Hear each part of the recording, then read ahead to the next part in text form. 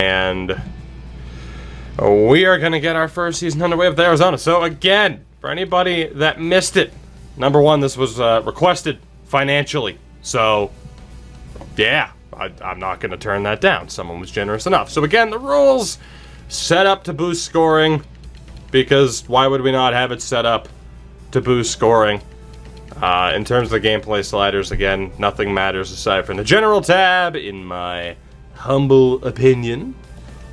And we're testing the final version of the roster editing that I've done. So again, you might see ratings and potentials that you don't agree with, and that's fine. You don't have to agree. That's it. That's it. It's the end of it. Pretty much. So again, this is our team. You might want to bring up that huge donation. No, I'll just let people wonder why Jayco dropped a $76 bomb. Any intention on playing Minecraft on PC? No. I'm not gonna get too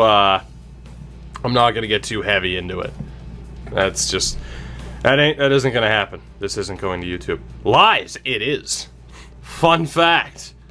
Fun fact. I'm currently in Kittery. You're pretty far away, Catcher. Kittery's, I mean, that's fucking barely across the border, dog. So again, this is team. Lawson Krause and Brad Richardson at the bottom. Bo Bennett's in the lineup because he's coming back from the KHL.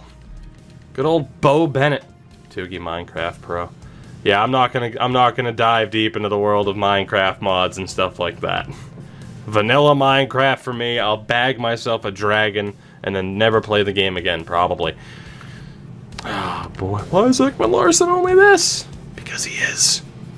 Watch the roster editing spectacular that isn't on YouTube yet, but it will be. Oh god. Alright, we're good to go. We are good to go. First and foremost, again, no trades for the first season. Turned off computer trading. But we'll see if any free agent signings were made. Holy shit. Okay, yeah, there were a ton. So Joe Thornton went to Columbus. That's at the very bottom. Knucklehead, what's up, man? Ben Hutton to Minnesota. Thomas Vanek to the Islanders. Jake Gardner to Vancouver. You noticed too, all of these are one-year deals because the AI is at least smart enough to know, oh shit, it's that second year, a bunch of contract extensions kick in. So Patrick Maroon to Montreal. Derek Brassard to Winnipeg. Justin Williams to San Jose. Dan Girardi to Montreal. Cromwell to Columbus. Frederick Clayson to Toronto. Riley Sheahan back to Detroit. Boyle back to Tampa. Nichushkin to Philly. Auberg to Ottawa. Joe Morrow. Andrew McDonald back to the Islanders. Ryan Minister, don't bother turning off waivers for the first year. It rarely affects it. Anybody that gets sent down on waivers in this game so infrequently gets claimed. So, Derek Anglin to Detroit. Jason Pominville to Vegas. You have a couple of ELCs there, technically. Nick Baptiste back to Toronto. Patrick Marleau, bought out by Carolina, signs with Carolina. Because why not? Dion Phaneuf to Tampa. Drew Stafford to Toronto, and Lucas Spiza to Carolina. That is a hell of a way to turn, to turn things around just heading into the first year. Oh, God. Alright, let's see how we do. I am, of course, intrigued to see how the draft plays out. We have prospects for the first 4 years of the draft, of course. And I'm intrigued to see how this plays out. Just in terms of who does well in this first season. Drew Stafford still playing in the NHL. He's a free agent right now. But he is available. Shockingly, surprisingly, not retired. So, does Marner have an extension automatically done by the AI? We'll see if the AI signs him. That's a genuine fear, is that Braden Point... Well, not a fear, because it was happening without me doing the customizing. Odds are Marner and Point are both going to be... I turned off trading. I turned off computer trading. That's right. They can still send me offers. That's right. All right. Well, I'll have to reject all those. I fully expect Marner and Point to be RFAs, essentially. And Aaron Ness cannot stay healthy. Damn shame. Oh, God. Bo Bennett. Roughed up but good to go. I think we'll just pretty much go for it. Nashville 9-2-1. to start off the season. I should check to see if there's anything else. So AJ, you can't prevent AI-generated players from going high up in the draft. I mean, sometimes, like in the first year draft, you can kind of push them back out of the top 5, but there's still going to be medium elites. So, there were more signings. Ben Lovejoy to Winnipeg, Connor Brickley to Vegas, Yaskin, McGinn, and Gabriel Bourque all to Winnipeg. Arby to New Jersey, Toby Reeder to Dallas. Cam Ward got signed, backup goalie in Florida. Zach Ronaldo to New Jersey. DSP to Winnipeg, Christopher Stieg and Michael Haley to San Jose. Tokarski to Dallas. Adam McQuaid to Colorado.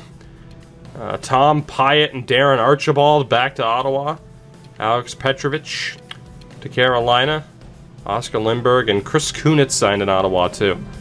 Jesus, can we see the rankings? What it's looking like? No. We'll look closer to deadline day. Although Anaheim's killing it, so you know, memes are the memes are on point thus far. Is clearly what we're seeing. I'll check the standings at the beginning of the new year, January 1st. In terms of standings and the draft rankings as well. So, getting a dog on Tuesday and I can't wait. Razor, that's awesome. I am still, of course, on the hunt for doggo number 2, which we'll see what happens throughout the week, because I'm not sure. Christian Fisher, out with back spasms. That is unfortunate. And it's highly unfortunate. Robbie Russo's back. AJ, I knew what you meant by the time I started responding. Who signed Gardner? Vancouver. Signed Jake Gardner. Because why not? But again, with the AI signing players, pretty much all of them, unless they were minor league level, were signed to 1-year deals. And it's because the AI is at least aware of how much salary is being added next year.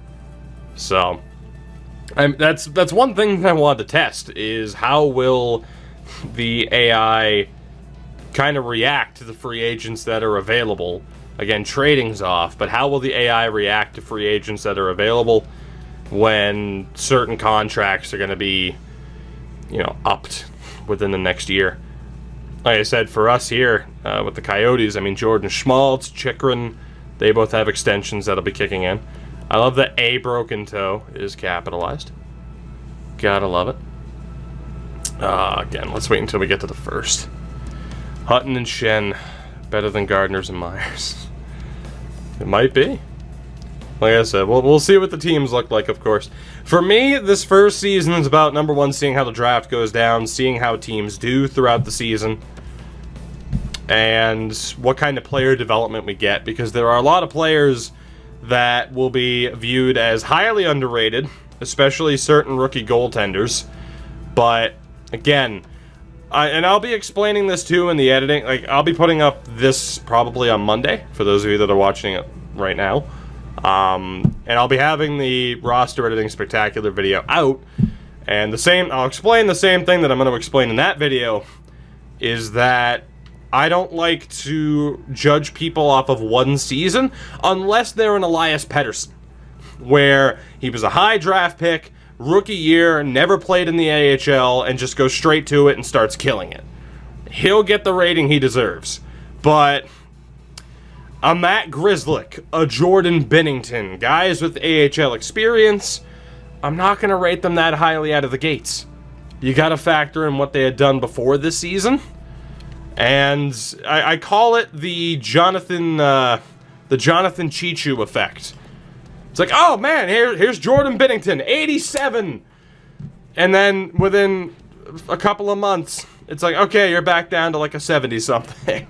I don't think that's going to happen with Jordan Binnington, but you get the point. So, again, I don't like to overrate players. For the most part, I looked at the past 2 seasons. Typically, I look at the past 2 to 3 seasons to judge people. So, we are just about at the halfway point of the season. Vancouver, Arizona, Vegas, Edmonton, and San Jose in the playoffs. Anaheim's out, LA is out, Calgary is struggling, which is not surprising when you have Cam Talbot and David Riddick. So, Elon, somewhat. I'm not too worried about having some injuries here and there, though, because you can still look at a player's point projections if they miss time. And the injury slider is relatively low. So, in the Central, Chicago, Nashville, and Dallas leading the way. St. Louis, Winnipeg, Colorado, and Minnesota. Oof. That is a very tough division, though. The Atlantic, Boston, Toronto, Tampa kind of struggling. They did sign Dion Phaneuf, though. Montreal's in. Detroit's in the basement of that division. And the Metro right now is Washington, Pittsburgh, Carolina, New Jersey. Nobody's really out of it, though. Columbus is at the bottom. Cheechoo or Clarkson. Yeah, those are good examples. There are other better examples, too. Hell, former Coyotes goalie Zach Bierk. Look him up on Elite Prospects. A perfect example of not overrating somebody off of one season unless they are highly touted. But, let's see here. So, Kessel's leading the way. Schmaltz is having a very good season. That top line in general is having a pretty good season. And to answer the question as far as why is nobody signing Jake Gardiner, it has to be the back issue. But, I mean, he'll get a 1 or 2 year deal eventually. Not too bad. Bo Bennett, 16 points in his return to the NHL. Andrew Hammond's also a great example. Fair point. Wow, Michael Grabner just not getting it done right now, huh? Boy, howdy. Michael Grabner. That's not good. That's not good. Defensively, despite the lower rating, OEL's still killing it, because of course he is. Goligoski, Chikrin, Oosterley. Shockingly, Jordan Oesterle, or however the hell you pronounce it, is actually not that bad. I was surprised. I had him at an 81. So, and then you have Demers and Hjalmarsson, who are still useful, but they don't put up many points. And goaltending-wise, Ranta and Kemper are both killing it.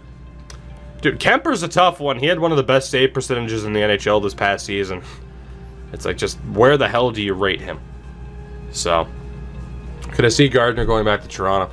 I think that's what a lot of people are expecting, to be honest. Let's see, so goalie-wise, Fleury's killing it. Carter Hutton's killing it. Malcolm Soup, Jesus Christ. Kemper's up there. Tuukka's up there. So case in point, to be like, oh, hey, you're biased. I put Tuukka at an 85. So, not quite. But see, case in point, 85 rated goalie can still do well. Again, more than likely in the editing spectacular. I might do it on here, though, too. But, like, there's a hell of a lot less first-line players available. Like, in theory, 31 teams, 3 top-line spots each. There's 93, I think that would be the math, 93 top-line spots. I think there's just over 60 first-liners with the way I've edited this. So, that high-end talent comes at a premium. Demko's killing it. He's at a 75, but he's killing it. Listed as a backup goalie. We'll see what he takes off with that low elite. But, wow, Schneider's doing well. This is perfect. This isn't necessarily supposed to be about, oh, hey, the rosters. Ben Bishop is one of the highest rated goalies in the game for me right now. And he sucks. He sucks. 891. So he's down there with Mrazek and Koskinen. Ooh, Binnington, though. Ooh, that's rough. Who's up there for rookie skaters? Who's up there for rookie skaters? Pedersen is gonna win it. Brady Tkachuk's up there. Andreas Janssen, Robert Thomas, Kotkaniemi. And Kenny Agostino is somehow considered a rookie at 26. Amongst defensemen, I don't think you can really disagree with the point totals as far as who's up there for points. Carlson, Krug, Riley, Yandel, Klingberg, Letang, Subban, Yosti, and Shabbat. Sounds about right. Burns and Carlson both kicking around 30. So an 891 isn't good. Apparently not. And then forward-wise, Stammer leading the way. Sagan's up there. Marchand. Ovechkin has 31 goals in 38 games. Yet some people, when they looked at the editing doc, were shocked that I dropped him to a 90. He still has 31 goals in 38 games. So, Kucherov's over a point a game. Pasternak and Kuznetsov. McDavid. Unbroken McDavid. Even Teuvo Teravainen's killing it. So, Leon Dreisaitl, of course. let's move on. Actually, let's take a look at the prospect ratings right now. And then we'll finish up the first season sim. I'm intrigued, of course, to see what players look like heading into next year. So right now, it has Hughes, Kakko, Byram, Turcotte, and Doc. Zegra, Boldy, Victor Soderstrom, Peyton Krebs, and Dylan Cousins as the top 10. Heinola, Harley Thomas, of course. Gotta love Harley Thomas. Moritz Seider at 13, which I think is where he was in real life. Cam York, Braberg, Cole Caulfield, Sam Poulin, Tomasino, Newhook, Lavoie, Suzuki, Bjorn Fott. So, Podkolzin has fallen because he's at a low elite. Kaliev, Bobby Brink, Connor McMichael, Ryan Johnson, Pelletier, Hoaglander, and Spencer Knight. First round projection, Spencer Knight. I'll take it. I'll take it. Dunno, I don't disagree as far as Gardner going back to the Leafs. Honestly, that's what I'm expecting. I think that's what most people are expecting. The problem is, of course, we still have so many teams where they're just in RFA hell right now. It's weird though too, because you have a team like Winnipeg. They have the cap space to go out and get deals done with Laine and Connor. But like I said, I blame Montreal for getting everyone's hopes up over RFAs and offer sheets with the whole Sebastian Aho thing. That really didn't help. That did help. That's kind of like what happened at the draft, where like, oh boy, here we go, day one of the draft, and nothing happens. And then day two, big trade, here we go, and then it kind of settled down again. That's been the story of this offseason. Is, oh boy, here we go, exciting things are about to happen, and then nothing happens. Oh boy, will Lucic and Neal, will that trade set off the powder keg? No. No, it won't. Of course it won't. Of course it won't. But, you know, it's alright. Rantanen isn't going to Russia. So, my understanding of the whole Rantanen's KHL rights changing hands via trade is just more of lockout, lockout protection, as opposed to anyone thinking he's actually going to go anywhere. So, Aho's offer sheet was never going to work. It wasn't. It wasn't. Which is why it sucks. Waiting for Lucic to demolish McDavid. I don't think he will. Because if it's anything but a straight, by the book, completely clean hit, Lucic is going to get suspended and trashed for targeting. So.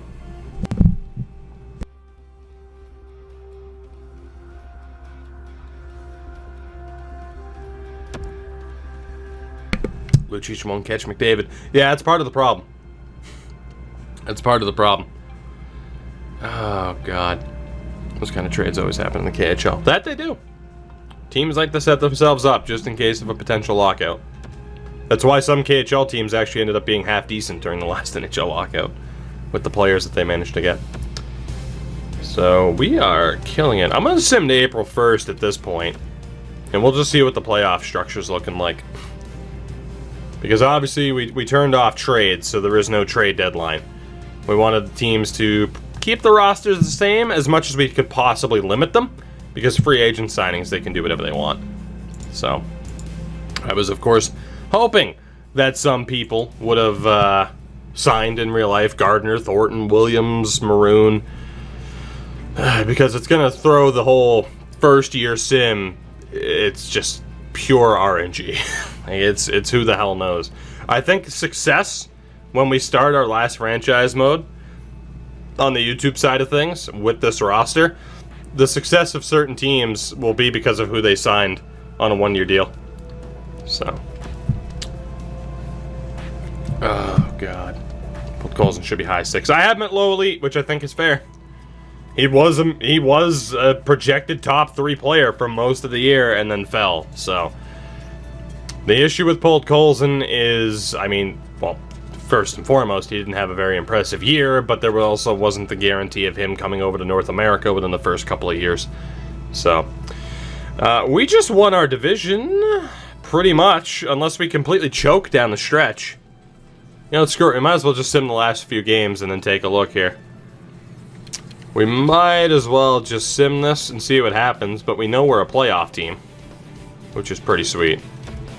So, let's just go ahead and sim past that last game against Winnipeg, and Christian Fischer got hurt. That sucks. I think Doc will play NHL minutes. He's going to be given a shot at a camp. I mean, Jesus, my God, we might have actually just choked away a division title. Wow, we were the top team in the West? 101 points, but we were the top team in the West. Really? That is an incredibly low total. Huh.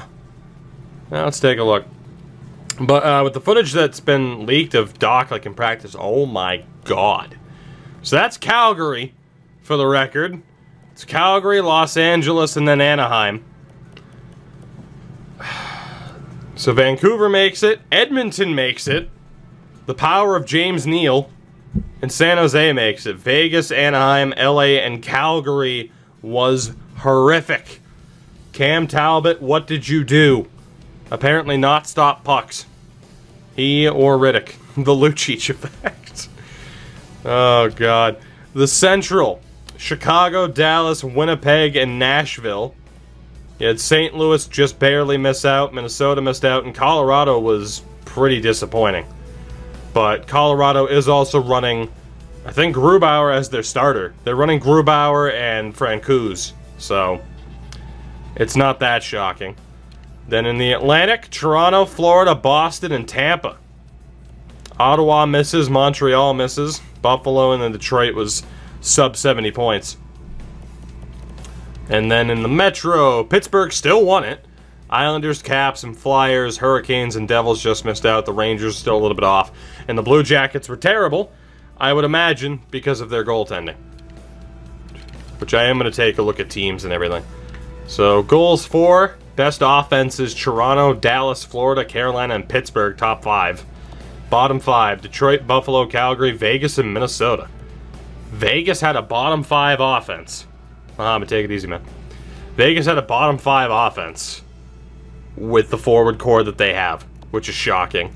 And goals against per game, St. Louis could not stop a puck. St. Louis, Colorado, Carolina, Calgary, and Detroit had the highest goals per game, or goals against per game. The fewest belonged to Chicago, which I mean fucking Leonard and Crawford. Winnipeg, Pittsburgh, Philadelphia, and Washington. Damn. Best power play for the hell of it. Detroit was at a 12%. Jesus Christ. The best was Carolina at 26. Dallas and Tampa also had over a 26. And the top penalty kill, Chicago at 83. The worst was a 71 for the New York Rangers. Who has the net in Columbus, Korpisalo or Elvis? I mean, it's Korpisalo's until he proves that it should be Merzlikins, which it probably will end up being Merzlikins. So, we might as well just take a look at every team here. Why not? So, goaltending-wise, Gibson and Miller were solid for Anaheim. That isn't shocking. Their defense, Manson, Lindholm, and Fowler, all over 30 points. Delzato, Weidman, and Larson. And Josh Mahura got some games with injuries.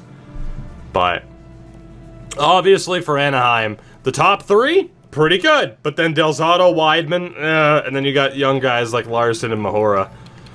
And then forward-wise, Getzlaf led the way. Henrique put up 58. They didn't do too bad. Richie, Silverberg, Kasha, and Raquel all put up at least 54. Shore at 42. Terry at 33.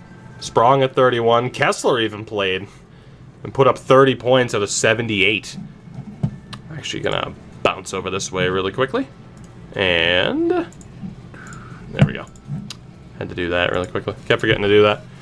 But, yeah, this way you guys can see what's up with the old points. Grant, Kiefer Sherwood played a bit. And Carter Rowney barely played. So, it's not too bad for Anaheim. Let's take a look. Of course, we controlled the Coyotes. Kessel, 43 goals, 88 points. Clayton Keller and Nick Schmaltz. That was our top line. They did pretty well. At least 76 points for all of them. Stepan and Hinostroza have 57 points each. Soderberg hit 50. And then secondary scoring was a bit down. Bo Bennett had 18 goals. It wasn't too bad. Grabner sucked, though. That's not too bad. Defensively, OEL still had 67 points.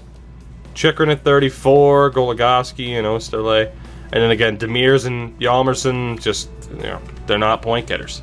So, and goaltending-wise, Ranta was solid. Kemper, not quite Darcy Kemper-like, but that's all right. Boston, bit disappointing.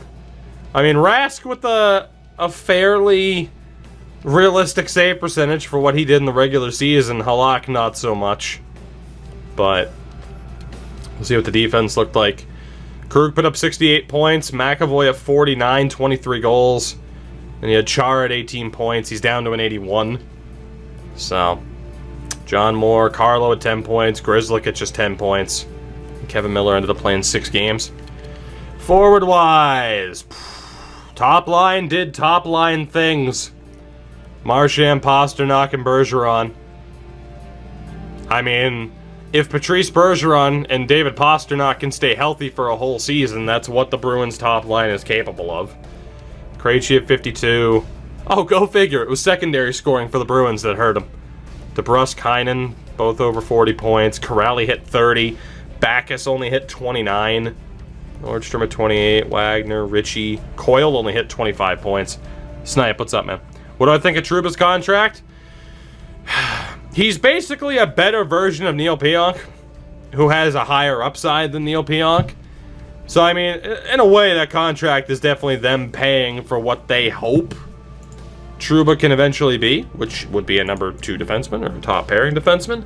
Will he become that? Don't know. But it's worth the risk for them.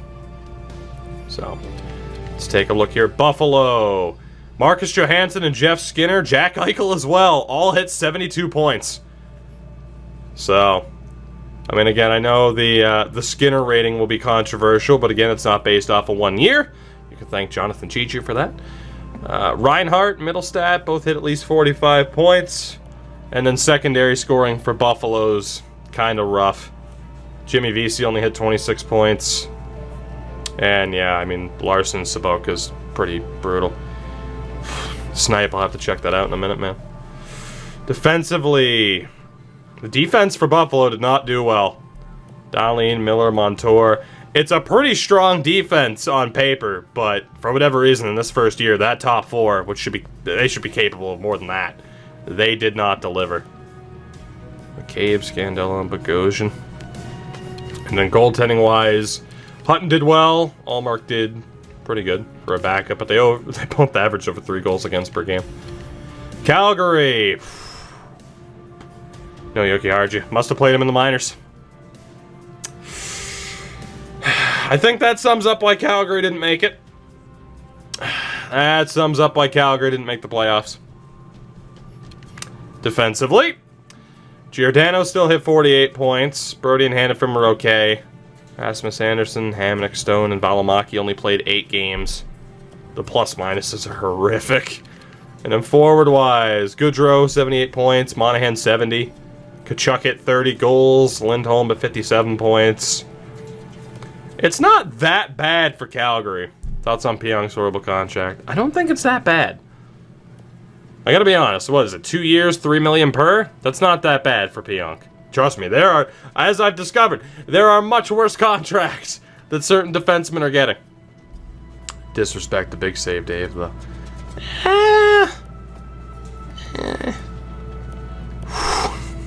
Lucic put up 18 points. Oh, Lucic. The lowest scoring regular forward for Calgary this year. 1 point below Austin Czarnik. Another former Bruin. Oh, my nose. I really need to go blow my nose. This is bullshit. Alright.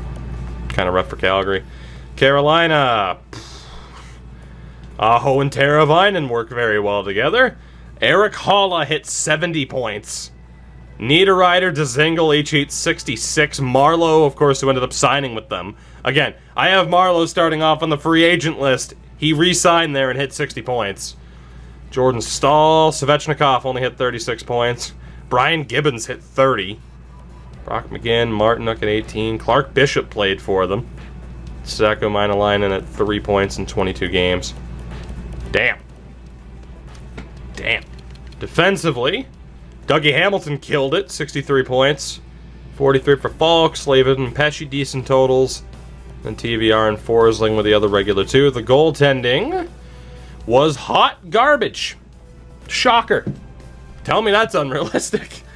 Relying on Mrazek and Reimer. No disrespect, but oof, that's rough. A little bit, AJ. A little bit. Chicago. Leonard killed it. I'll be intrigued to see if they re-sign. I mean, granted, it'll be next year when Crawford's deal's up. And then technically, the Leonard extension will be kicking in. So, I'll be intrigued to see what Chicago does with their goaltending. Defense. Gustafsson hit 41. Mata and Keith both over 30. DeHaan and Murphy. DeHaan kind of underperformed a little bit. Just check the AHL. I probably will. And then forward-wise, because again, this is what I want to check. Patrick Kane hit 100 points. Taves at 89. DeBrincat was over point a game. Dylan Strome hit 65 points, mainly assists. That's on point.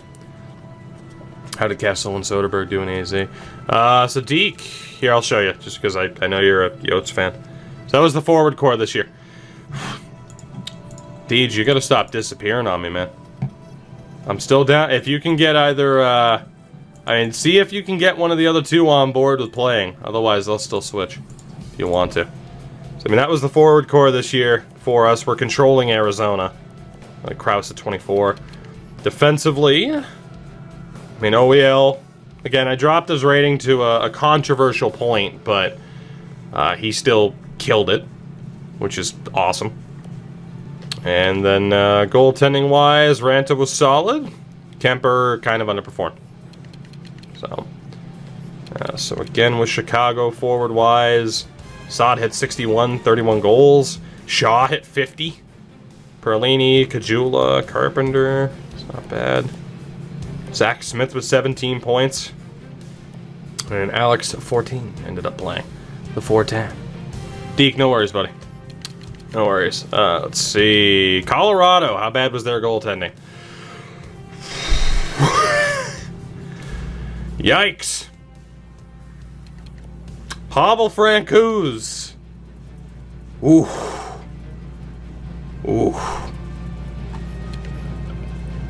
Defense. Sam Girard. 48 points. 29 for Cale Makar. Eric Johnson at 22. Connaughton 21. Cole 13. And Nikita Zadorov 12. So Girard and Makar taking over. And forward-wise, Jesus. One-line team. McKinnon and Rantanen, 99 points each. 77 for Landeskog, and it drops off a bit from there. Kadri, 55 points. Burakovsky at 44. Donskoy at 40. You had Comfort, Jost, both around mid-30s. Colin Wilson only put up 25 points. Kamenev at 23. Calvert at 21. Matt Nieto, 15. And then Greer played a little bit. And then Belmar barely played. But, yeah, McKinnon and Rantanen killed it. Shocker. Columbus. Dubois and Atkinson both killed it, both near a point a game. Gustav Nyquist put up 63 points. They signed Joe Thornton. He hit 59. Josh Anderson at 49. 41 for Bjorkström. Wenberg only 39 points. 32 for Foligno. Jenner and Nash both above 20. Dubinsky struggled. Milano played 37 games. Then Hannakainen kind of took his spot. Their defense. Jones at 48 points. They signed Kronwall, and he put up 31, same as Werenski. Nadavara put up 30. Ryan Murray put up 20, and then David Savard, 12 points. And goaltending... Yikes. 909 for Korpisalo and an 896 for Elvis Merzlikins. Sounds about right. Dallas. Again, Bishop struggled. Bishop should not have been that bad. Hedobin was decent. If anything, pretty good as a backup. But yeah, Ben Bishop really struggled. Defensively, Klingberg 64 points, nearly 40 for Heiskanen, 33 for Lindell. Andrei Sekera had a decent season, and they had Steven Johns and Alexiak. Polak played a little bit. And then forward-wise, Jesus. Sagan and Radulov both over 100. Jamie Bennett 92. Pavelski hit 62. Calling what CBJ have for goaltending is a bit of a stretch. I agree. Calling that goaltending is a bit of a stretch. Pavelski 62, Perry at 60. I can't believe they're on the same team. Blake Como hit 55. Fuck. He must have been playing with Pavelski and Perry. And Janmark, Cogliano, Rupe Heinz hit 23, Dickinson 22, Fax at 21, Guryanov 20. So decent depth scoring for Dallas. Detroit. Oof. Low totals. Larkin at 53, Filppula at 53, and Mantha also hit 50. Athanasiou at 47, Franz Nielsen 45, Tyler Bertuzzi broke 40, nearly scored 20 goals. Tara Hirose hit 28, De La Rose hit 27. Glendening 20. Yeah, their secondary scoring sucked. They brought back Riley Sheahan rather than playing Michael Rasmussen. Warrior, I'm doing very well, man. What's happening? So, some scoring issues for Detroit. Their defense, Mike Green hit 34 points. DeKaiser hit 26. Diffo.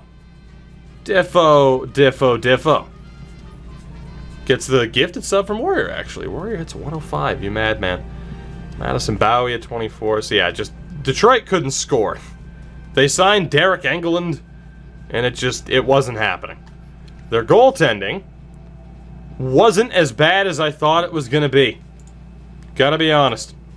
Wasn't as bad as I thought it was going to be. A 9-1-1 for Howard and a 9-0-4 for Jonathan Bernier. It could have been worse. It could have been worse. That's not too bad. Tyler, what's up, man? Detroit, hottest of trash. They were pretty bad. And they didn't play Zadina. Edmonton. Mike Smith did it pretty good. 919 for Mike Smith and 897 for Koskinen. I could see that actually being how it goes down. Defense-wise, Clefbaum and Nurse did pretty well. Chris Russell put up 28 points. How many block shots did Russell have? 145. Decent. Also nearly led the team in giveaways. Brandon Manning and Matt Benning, and then Adam Larson had 7 points. Oh, God. That defense. I can't wait to see the forwards. Look at James Neal. 71 points, 38 goals for James Neal. McDavid hit 105 points. Nuge hit 94. 90 for Draisaitl. And then again, 71 points for Neal. Sam Gagner hit 55. Alex Chason hit 47. Zach Kassian had 20 goals. 46 points. Okay, then. Jujhar Khaira hit 38. Archibald hit 35. Brodziak hit 25. Yurko only 17. Puljujarvi had 9 points in 82 games. And they barely played Marcus Granlund. So, I mean, in terms of how the hell did that happen, Zach Kassian hitting 46 points is the biggest head-scratcher I've seen thus far. Every other one, like even Sam Gagner. Sam Gagner is not that bad. He's not. But, yeah, Zach Kassian doing as well as he did is the, that's the biggest head-scratcher I've seen thus far. Florida. Barkov, 89 points, 82 for Huberdeau, 71 for Hoffman. They underperformed a little bit. 69 points each for Trocheck and Dadonov, 63 for Conley. So the high-end scoring was up there. Tookie's an Oilers fan confirmed. I mean, Calgary did suck, too, so that might be true. Petrano, Skeevier, not bad. Dryden Hunt hit 23 points in 56 games. Halyuk, Malgin, Borgstrom, Nola Chari only played 29 games. What's their defense looking like?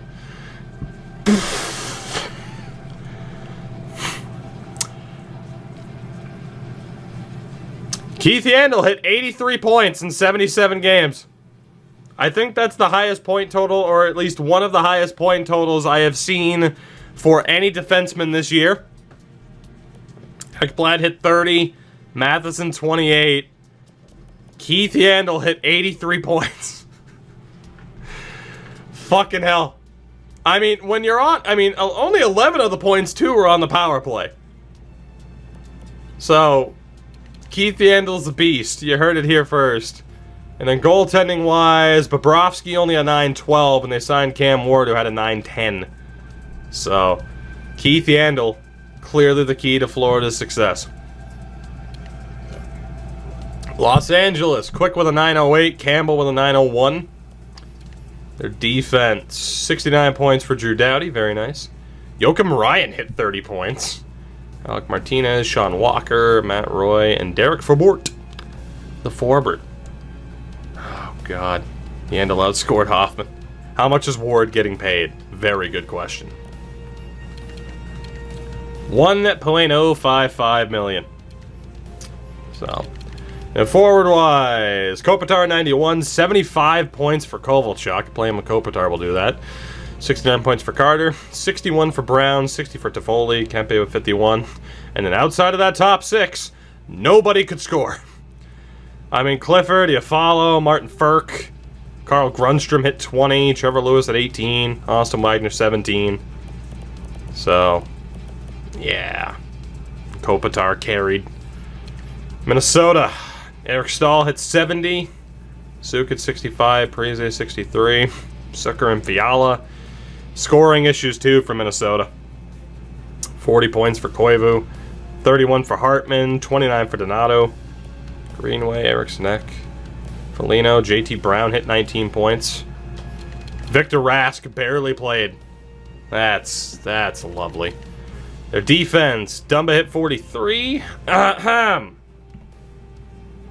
gotta go back over here to hit the button. Damn it. That ruins the meme. That ruins the meme. I don't even know what the hell. There it is. Can we see the Jared Spurgeon? Jared Spurgeon, goal of the week. Watch this here, boy. Watch this here, kid. This is, put it in. Watch it. Gets it out. Hands way that go. He plays baseball. Did I do that as an excuse to take a sip of my beverage? I'll never tell.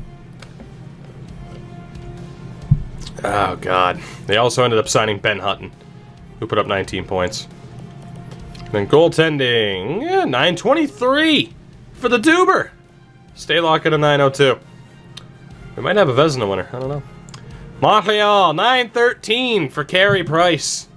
913 and a 906 for Keith Kincaid. But don't worry, as you must say when Carey Price doesn't have a good save percentage, it's always his defense's fault. It's never Carey's fault. It's always the defense in front of him. IRL, he put up a 918 this year. So 913 is not that far off. Defense, 42 points for Weber. 28 for Petrie. 17 for Mike Riley. 13 for Kulak. They ended up signing Dan Girardi. Ben Sherrod had 8 points, but a plus rating. So look out, world. And then forward-wise, 70 points for Jonathan Drouin.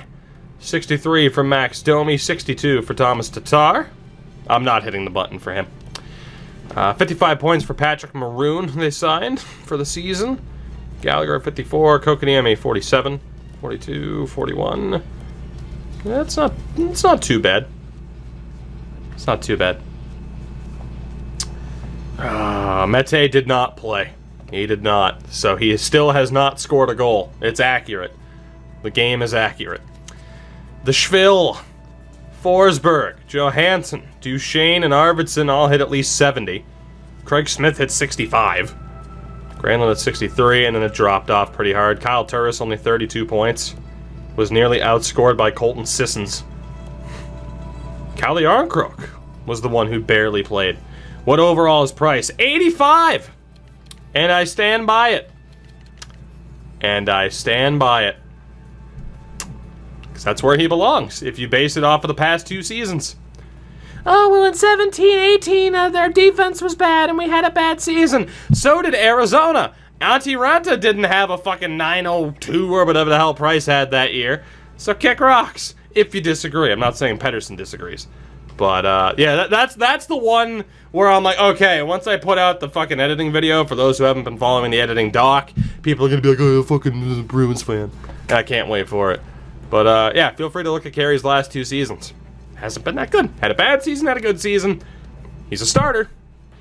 Is he elite? Not really. Over the past 2 seasons, you cannot say Carey Price has been elite.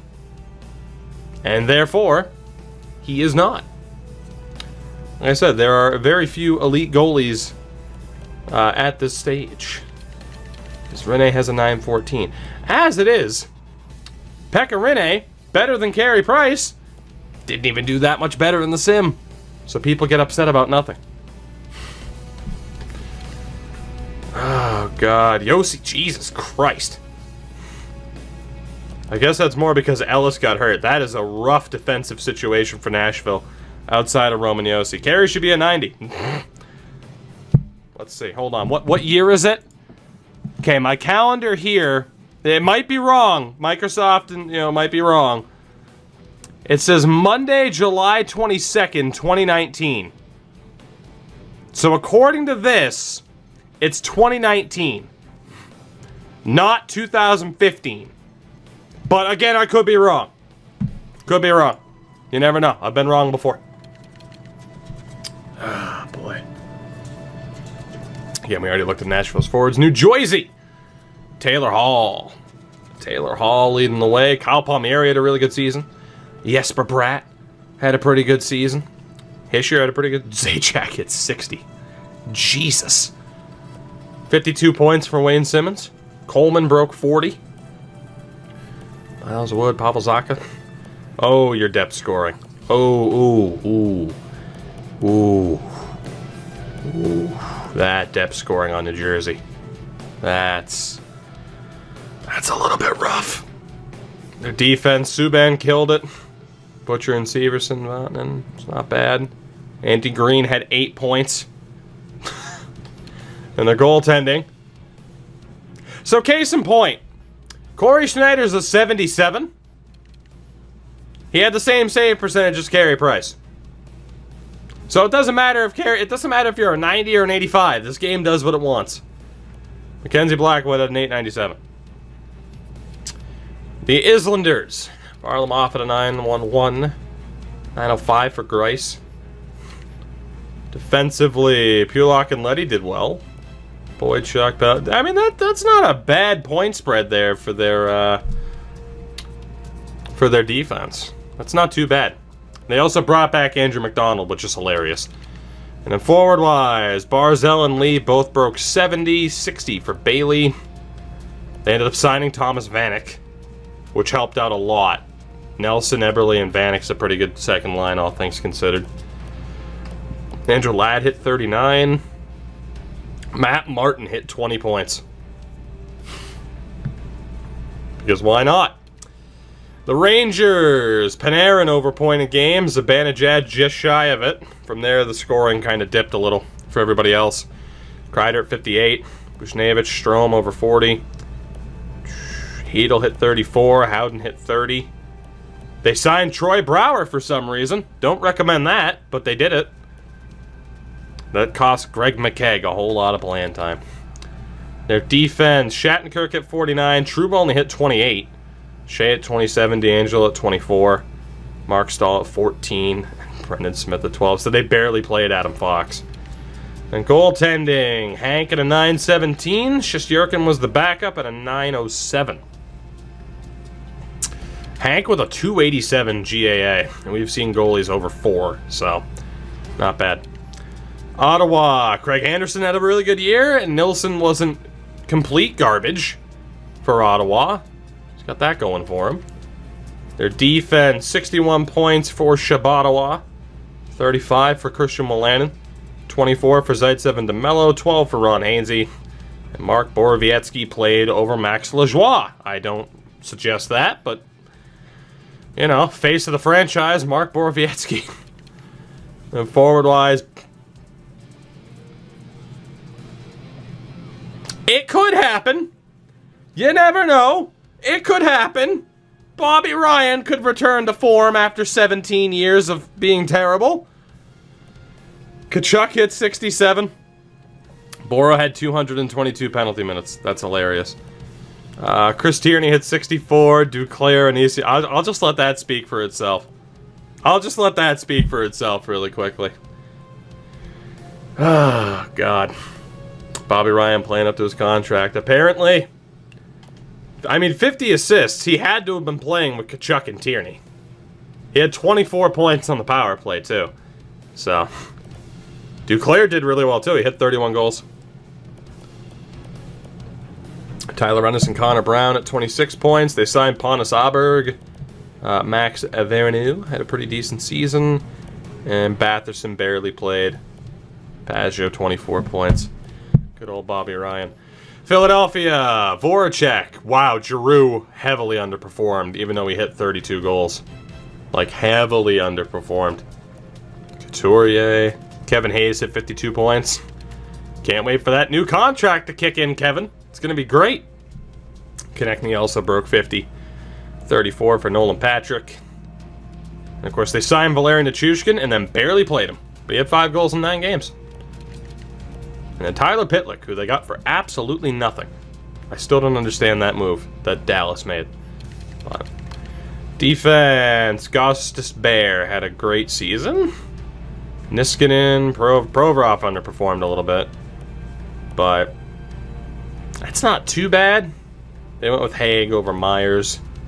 And goaltending-wise, Elliott did well. Carter Hart struggled a bit. Only a 925 games. But a 923 for Brian Elliott, which is insane.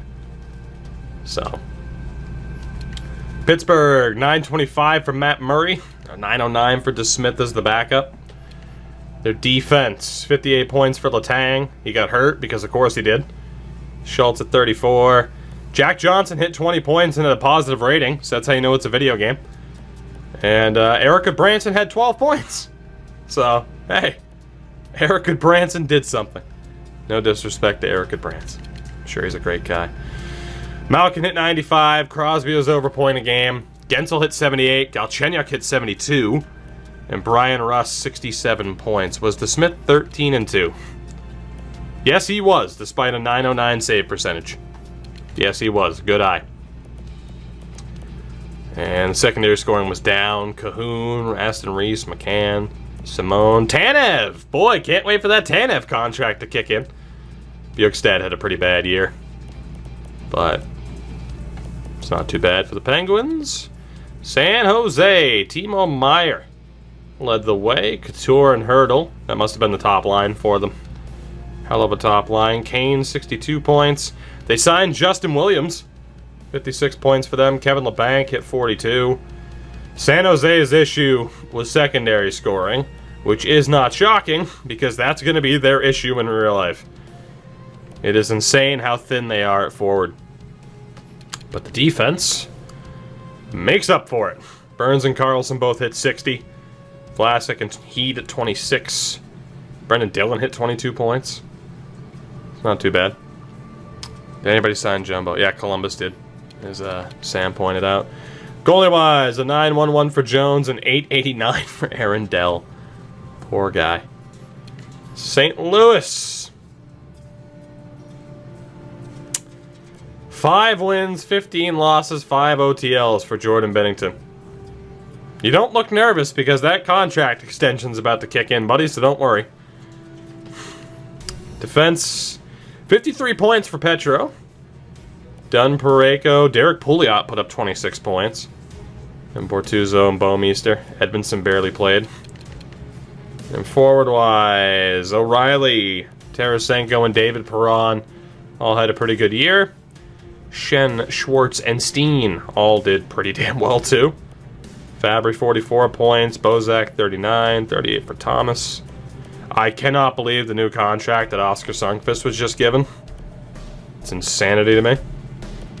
Jordan Nolan played over Barbashev because why not? Tampa. Underperformed. Stammer's the only guy to hit 100. Kucherov only hit 84 points. 81 for Braden Point. Gord Palat, Sorelli broke 50. This is the weirdest sim yet. It's interesting. I'll give it that. Sundqvist got like a 4-year deal at like 2 something.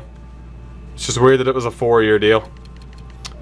Defense for Tampa, 45 points for Hedman, 37 for McDonough, 31 for Sergachev. They played Dion Phaneuf for 82 games this season, which... don't know if I recommend that. And then McElhinney played more games than Vasilevsky. There had to have been an injury there. But they were similar. 916 and a 915. McElhinney was better than Vasilevsky. Jesus. Toronto. I mean, Anderson underperformed and Garrett Sparks overperformed. A 911 save percentage for Sparks. Top quality RNG. It's something. It's something. Schwartz is behind Perron. Hey, don't be hating on David Perron. I'd love to hate on David Perron. He's I mean, in terms of point pace, he's better than you'd think. Especially that season prior with Vegas helped a lot. But Barry and Riley both broke 60. Muzzin hit 35. Cody Ceci had 15 points. And then they signed Frederick Claesson because you needed another Ottawa defenseman, apparently. Matthews hit 101. Marner hit 99.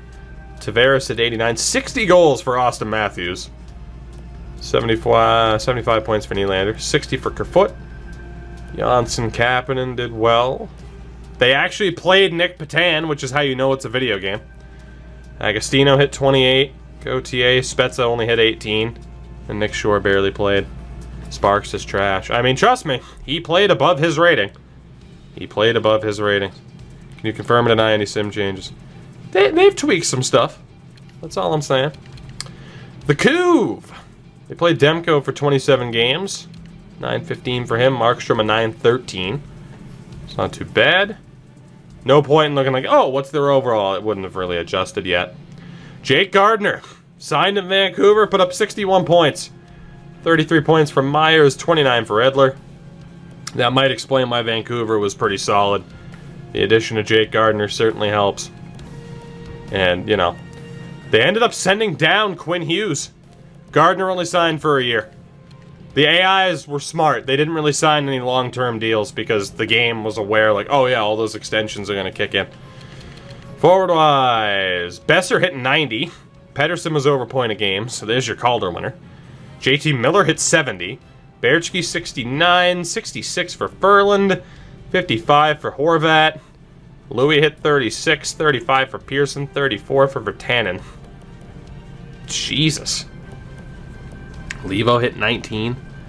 I don't know why they wouldn't have played Quinn Hughes, but it kind of replicates... I mean, I put him on the starting roster, so it kind of replicates them not having him for this first year.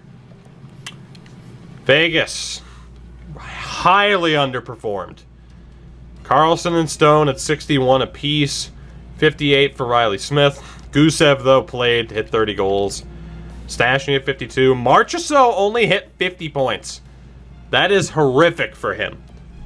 39 points for Pacioretty. Also horrific. And only 30 points for Alex Tuck. Which is horrific. Wow. I mean, Ryan Reeves outscored Jason Pominville. They signed Masserole, yes. Good old Jonathan Masserole. Schmidt hit 36 points. Theodore McNabb hit 22. Which is shocking.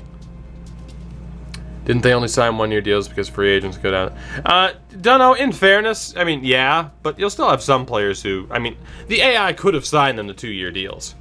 But yeah, it's not surprising that they sign 1-year deals. And Maryland Magna.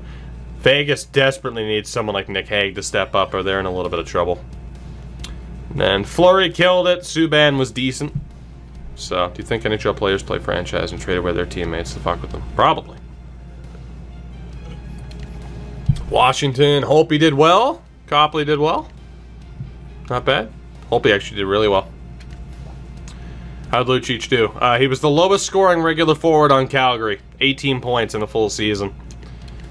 John Carlson killed it. Orloff, Juice, Jensen. That's not too bad. Pretty damn solid, actually, for Washington. And forward-wise, Ovi hit 90. Because, of course, he did 54 goals. 86 for Kuznetsov. Oshie and Backstrom. Wilson hit 47. Verano only 36, but he had 21 goals. Scroll down to the bottom there. Stevenson, I mean, I would say underperformed, but he played 33 games. So that's not too bad. And last but not least, the peg. Patrick Laine hit 85 points, huh? Damn. Blake Wheeler underperformed, though. 79 points for him, 76 for Little. That's insane. He outscored Mark Scheifele. Connor at 67, Ehlers at 64. They signed Derek Brassard. Didn't help him out too much. They also signed Jamie McGinn. Winnipeg went insane when we started this. Defensively, Bufflin at 46, Morrissey at 28, Pionk at 27, Bull at 15, Kulikov at 10. 5 points in 73 games for Ben Lovejoy. Yikes. And goalie-wise, Hellebuck was great. Brossois was not. So, entire league-wise, Murray led in wins in terms of save percentage. It's Matt Murray. Leonard was up there, but based off of games played, Matt Murray is going to win the Vezina. Which, I mean, yeah. Brian Little, actually a top 6 player. I mean, he fucking played like one, didn't he? Pedersen at an 83 again, and then Kachuk finished in second. There's decent separation between 1, 2, and 3. And then leading scorers in general, Connor McDavid. Connor McDavid led the league. One of 6 players to break 100 points. But Connor McDavid led the league. In terms of total goal scoring, Matthews at 60. You had 5 50-goal scorers. McDavid, Malkin, Kane, Ovechkin, and Matthews, who also broke 60. Sagan, Marchand, Kessel, and Tavares, also known as Tessel, were both there 43. McKinnon broke 40. Besser broke 40. James Neal was 1 goal shy of when Nikita Kucherov hit. Because why not? Penalty minute king, Kyle Clifford. Who was it for? His Borowiecki in total, wasn't it? I didn't want to see total shots, but Ovechkin shooting the most isn't surprising. Borowiecki, ladies and gentlemen. Oh, God. What a goon. Just quickly for the hell of it. AHL-wise, who led in these stats? We'll look for forwards and defense. So, Jordan Kyrou tore up the AHL. Patrick Newell, Peter Cehlarik. I was mainly wanting to see if it were, players that probably shouldn't have been down. The Bruins ended up auto-signing Forsbacka Carlson. Kuffner did well. Eli did well. Their defense, Eric Brandstrom. Sammy Niku.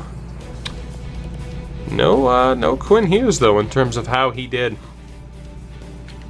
And top goaltenders for the hell of it. Shane Starrett, Anton Forsberg. It's not bad. Can the Leafs actually get past Boston? That's a very good question. That is a very good question. We're about to find out. Let's see what we're dealing with. So we play Nashville. It is Vancouver and Edmonton, Dallas, Winnipeg, and Chicago against San Jose. In the East, Toronto, Philadelphia, Florida, Boston, Islanders, Caps, Penguins, and Lightning. So, while this is technically the Arizona franchise run, I think I'm just going to quick sim this. I can't claim to be overly invested in the team at the moment, obviously. So we'll quick sim this because I want to, see what else happens. So we'll sim the first 4 games. And we split the first 2. Christian Fischer will be back for Game 3 that we lost. And Game 4. Alright, so we're down 3-1 after winning that first game. But the Coyotes did make the playoffs, so it's an improvement. And Tucson also made the playoffs. They win Game 5 to stay alive. Can we win Game 6? We are going to a 7th game with Nashville. Damn. Alright, Game 7 against the Preds. Let's see what happens.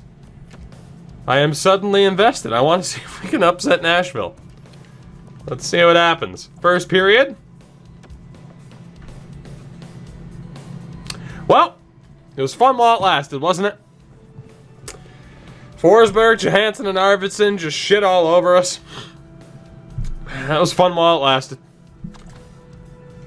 We got one back. Nick Schmaltz. And third period, we put up a fight, kind of. 6-2 final in Game 7.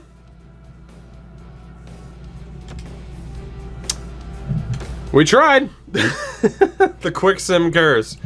It really was. We tried, man. We tried. Hey, we took Nashville to 7. I'll take it. I'll take it. God, that was rough. Jaco, take it easy, buddy. Again, thank you for your extreme generosity. It is greatly appreciated. We will catch you later. We don't have big expectations. Deke, I know you would take a playoff appearance for sure.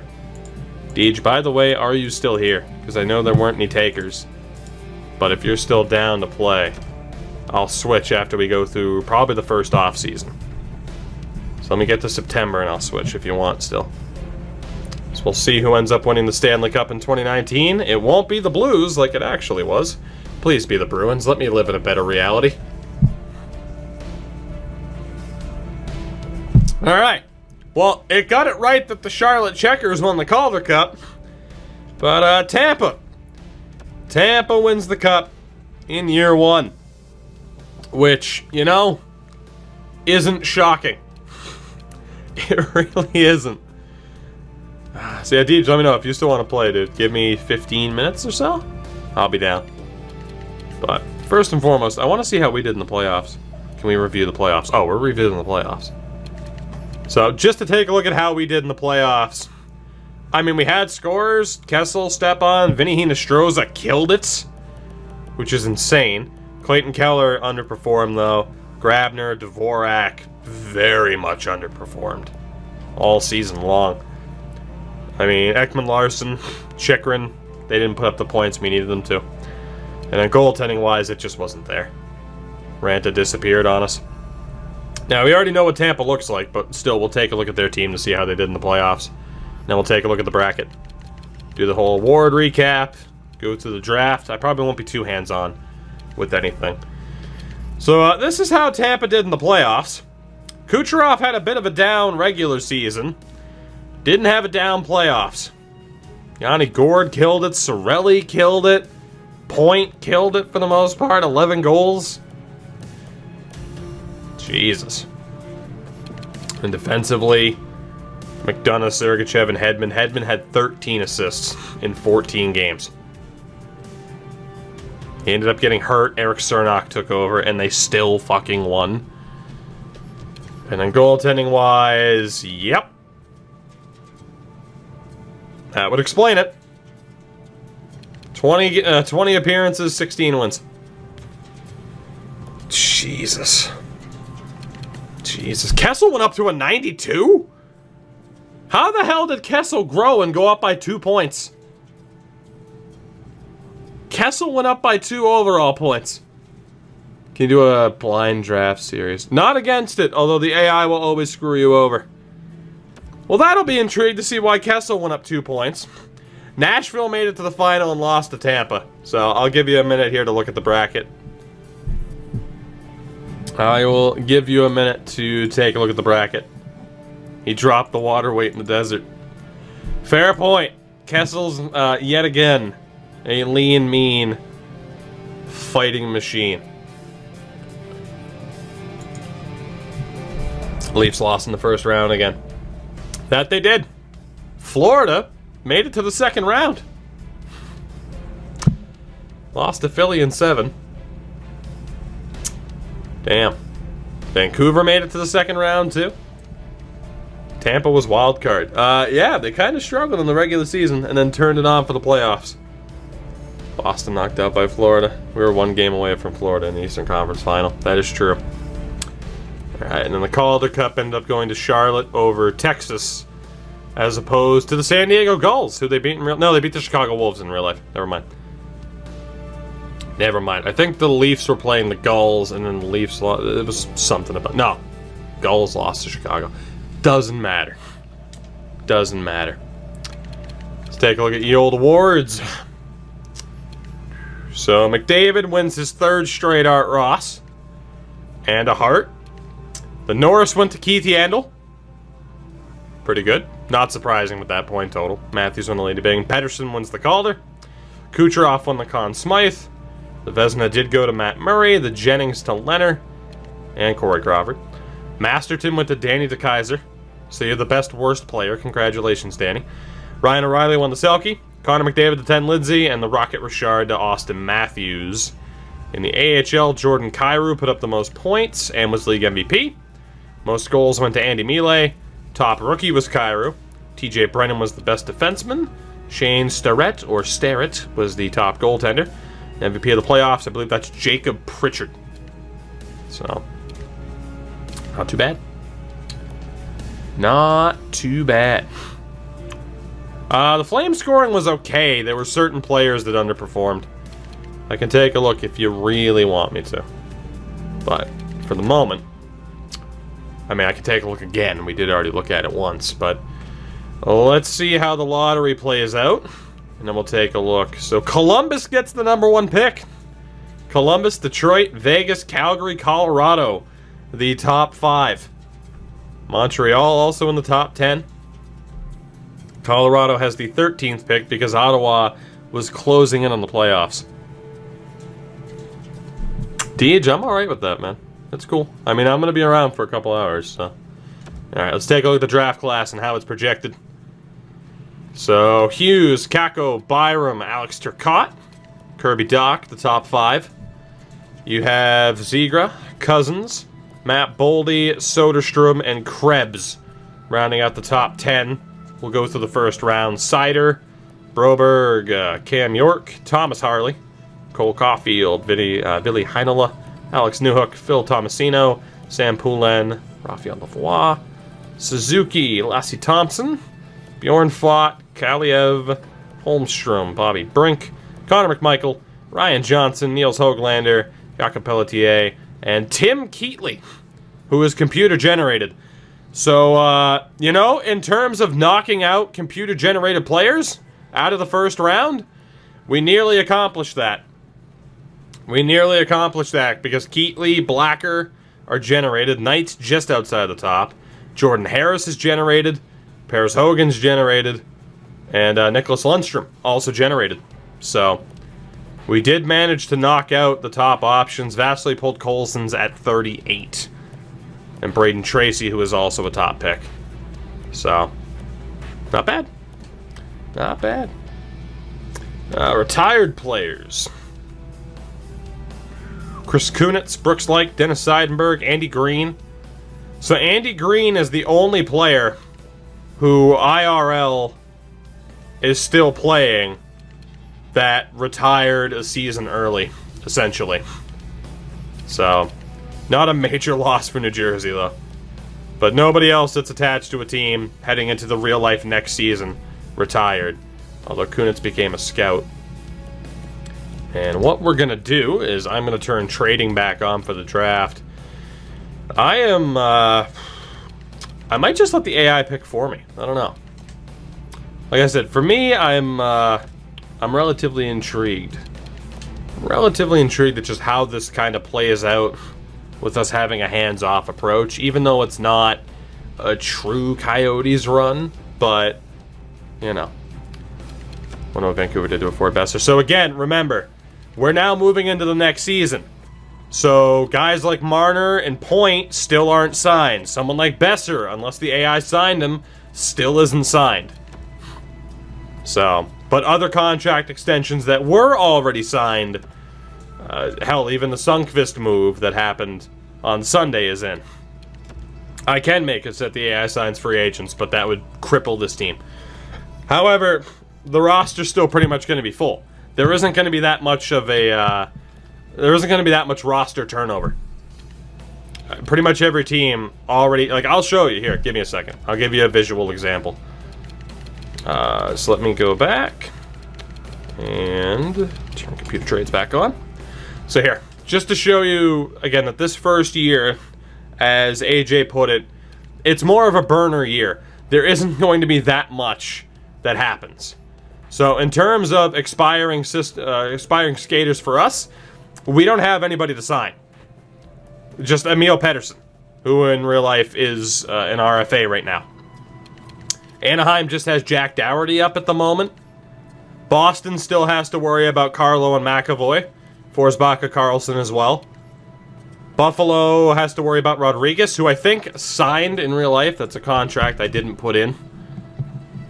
Was that confirmed? It's not on Cap Friendly, but I thought I saw that confirmed on Twitter. So I'll double check that. But they have to sign Rodriguez, McCabe, and Remieli, and then Davidson and Loxonen need their ELCs. Calgary still has to sign Tkachuk, Bennett, Mangiapane. Carolina, we'll see if they try. They're trying to bring back Marlowe. They're trying to bring back a couple of guys, which is not a good idea, but they have 44 out of 50 in terms of contracts. So, like I said, for the most part, there's not going to be that much turnover. It's just the guys who are unsigned, pretty much up to this point in real life, are the ones that, you know, you're going to be worried about. So, if we look at... What's a good example here? If we look at New Jersey, I guess they actually managed to re-sign Taylor Hall. Oh, that's right. They had that extra year. Never mind. My bad. So if we look at the Rangers, they have to sign D'Angelo and Buchnevich, right? Sam, he did, but he's technically an RFA, and his Bruins rights hasn't lapsed. His Bruins rights haven't lapsed, which means the AI is going to auto-sign him. So, but a good example here is... Tampa's not even a good example. Toronto's the best example with Marner, right? Vancouver has to worry about Besser and Goldobin. So there really isn't that much roster turnover heading into Season 2. Thoughts on Chris Stewart making a return? No disrespect, Chris. I don't have an opinion. I don't have an opinion. That's my opinion. I have no opinion. Oh, God. So... Columbus, JFK did go back to the ASL, to the SHL, yes, but his Bruins rights haven't lapsed. So let's just sim the first round and see what happens. Let's do it. No trades apparently. So Hughes goes to Columbus, Capocacco to Detroit, Bowen Byram to Vegas, Turcotte to Calgary, and Kirby Doc to Colorado. Zegro to Buffalo, Cousins to Montreal, Boldy to LA, Soderstrom to Minnesota, and Moritz Seider goes 10th to Anaheim. You have Broberg to the Rangers, Peyton Krebs to Buffalo, Cam York to the Avalanche as well, Thomas Harley to New Jersey, Cole Caulfield to Carolina, Ville Heinola 16th to Winnipeg, Alex Newhook to Dallas, Sam Poulin to Boston, Lavoie to Washington, Tomasino to Edmonton, Ryan Suzuki falls to 21, Lassie Thompson to Florida, Kaliev to Vancouver, Simon Holmstrom. We ended up taking Bobby Brink, which I'm okay with. Connor McMichael to Toronto, Bjorn Fott to Colorado, Ryan Johnson to Buffalo, Nils Höglander to Philly, Pelletier to Nashville, and Spencer Knight goes 31st to the Tampa Bay Lightning. They have Vasilevsky, but they took a goaltender. Oh, God. It's beautiful. Let's sim the second round and see what happens. Still no trades. So Blacker was computer generated, but not great. Keatley was generated. Parasog. I don't know where the AI medium elites are. I have no idea where the AI medium elites are. I wonder if I somehow managed to suppress them. So, in terms of real players, Vasily Podkolzin goes 6th pick of the second round to Montreal, which is crazy. Braden Tracy was the first round pick of the Ducks, goes to Minnesota. John Beecher, who is the Bruins pick, goes to Anaheim. Wild's the lowly. I feel like somehow I got the AI to suppress making elite players. Kadjevic goes. Nolan Foote goes to Carolina midway through the second. I'm mainly going to look for the other big names. The other big names, the potentials that might have fallen down the board. We got medium 9s. We took, I think that's Alexi Sorella or Antti? That's Antti Sorella. Shamnoff. Good pickup there for the Leafs. T-Ply, Nikkonen. Another medium 6 there that is AI generated. Let's go through the third round too. See if there's anybody who fell. We took Alexei Protas. Jazz So Colorado's had a hell of a draft. Shugard ends up going to LA. Second highest rated goalie in the draft. Hunter Jones goes after him. It's not bad. Any other big names here? Because decent potential guys typically fall. Like Matt Robertson towards the end of the third round. Brett Leeson goes to Vancouver at the end of the third round. He took a medium 7th defenseman. Colton Ellis goes. Yeah, might as well go 4th round too. I feel like there's still like a big name or two that haven't been selected yet. Daniil Gutic's there. We end up taking a guy named Tapper, medium bottom 6. Maybe not. Nicholas Robertson. All right, so now we're getting into some of the guys. Nick Robertson, Afanasayev, who were decent picks. I'm not saying his name. Florida gets a generated Bobrovsky, low elite. Jamison Reese. Toronto with another steal. Goddamn. And Zablocki. Scott Walford was back in the draft because Montreal let go of his rights. So Walford ended up back in the draft and ended up getting taken at the end of the 4th round, which is hilarious. Was Gutic not drafted? I think you're right.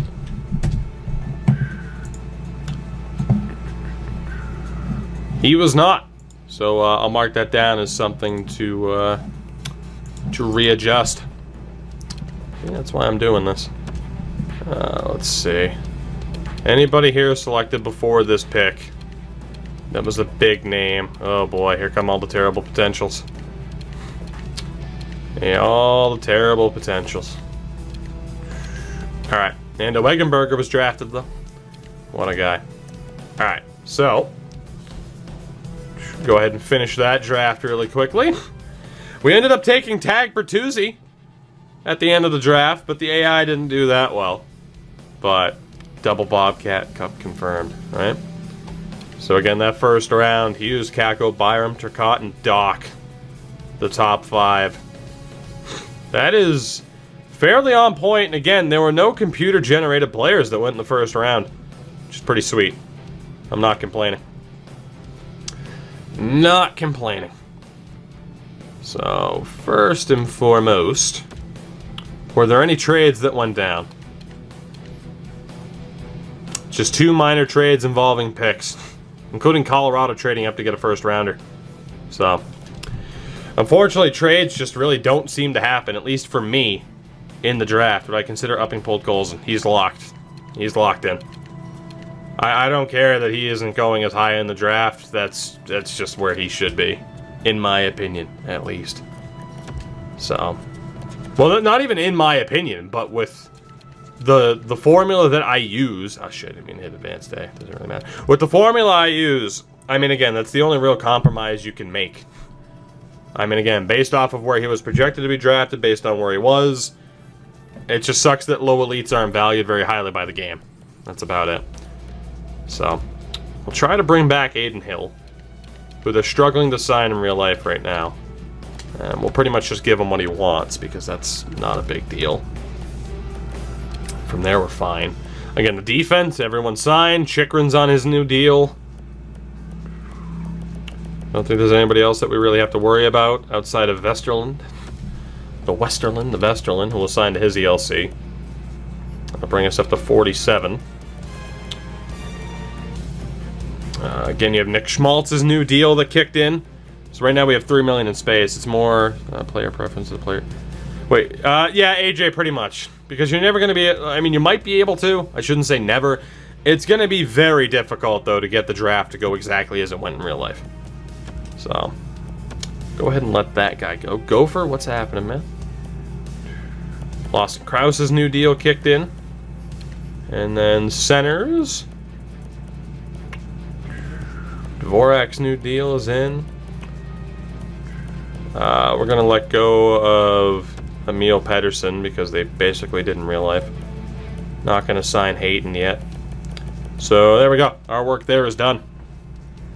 Our work there is done. So all we have to do, that first year free agency is beautiful. Or at the re-sign phase. So let's go ahead, sim to free agency.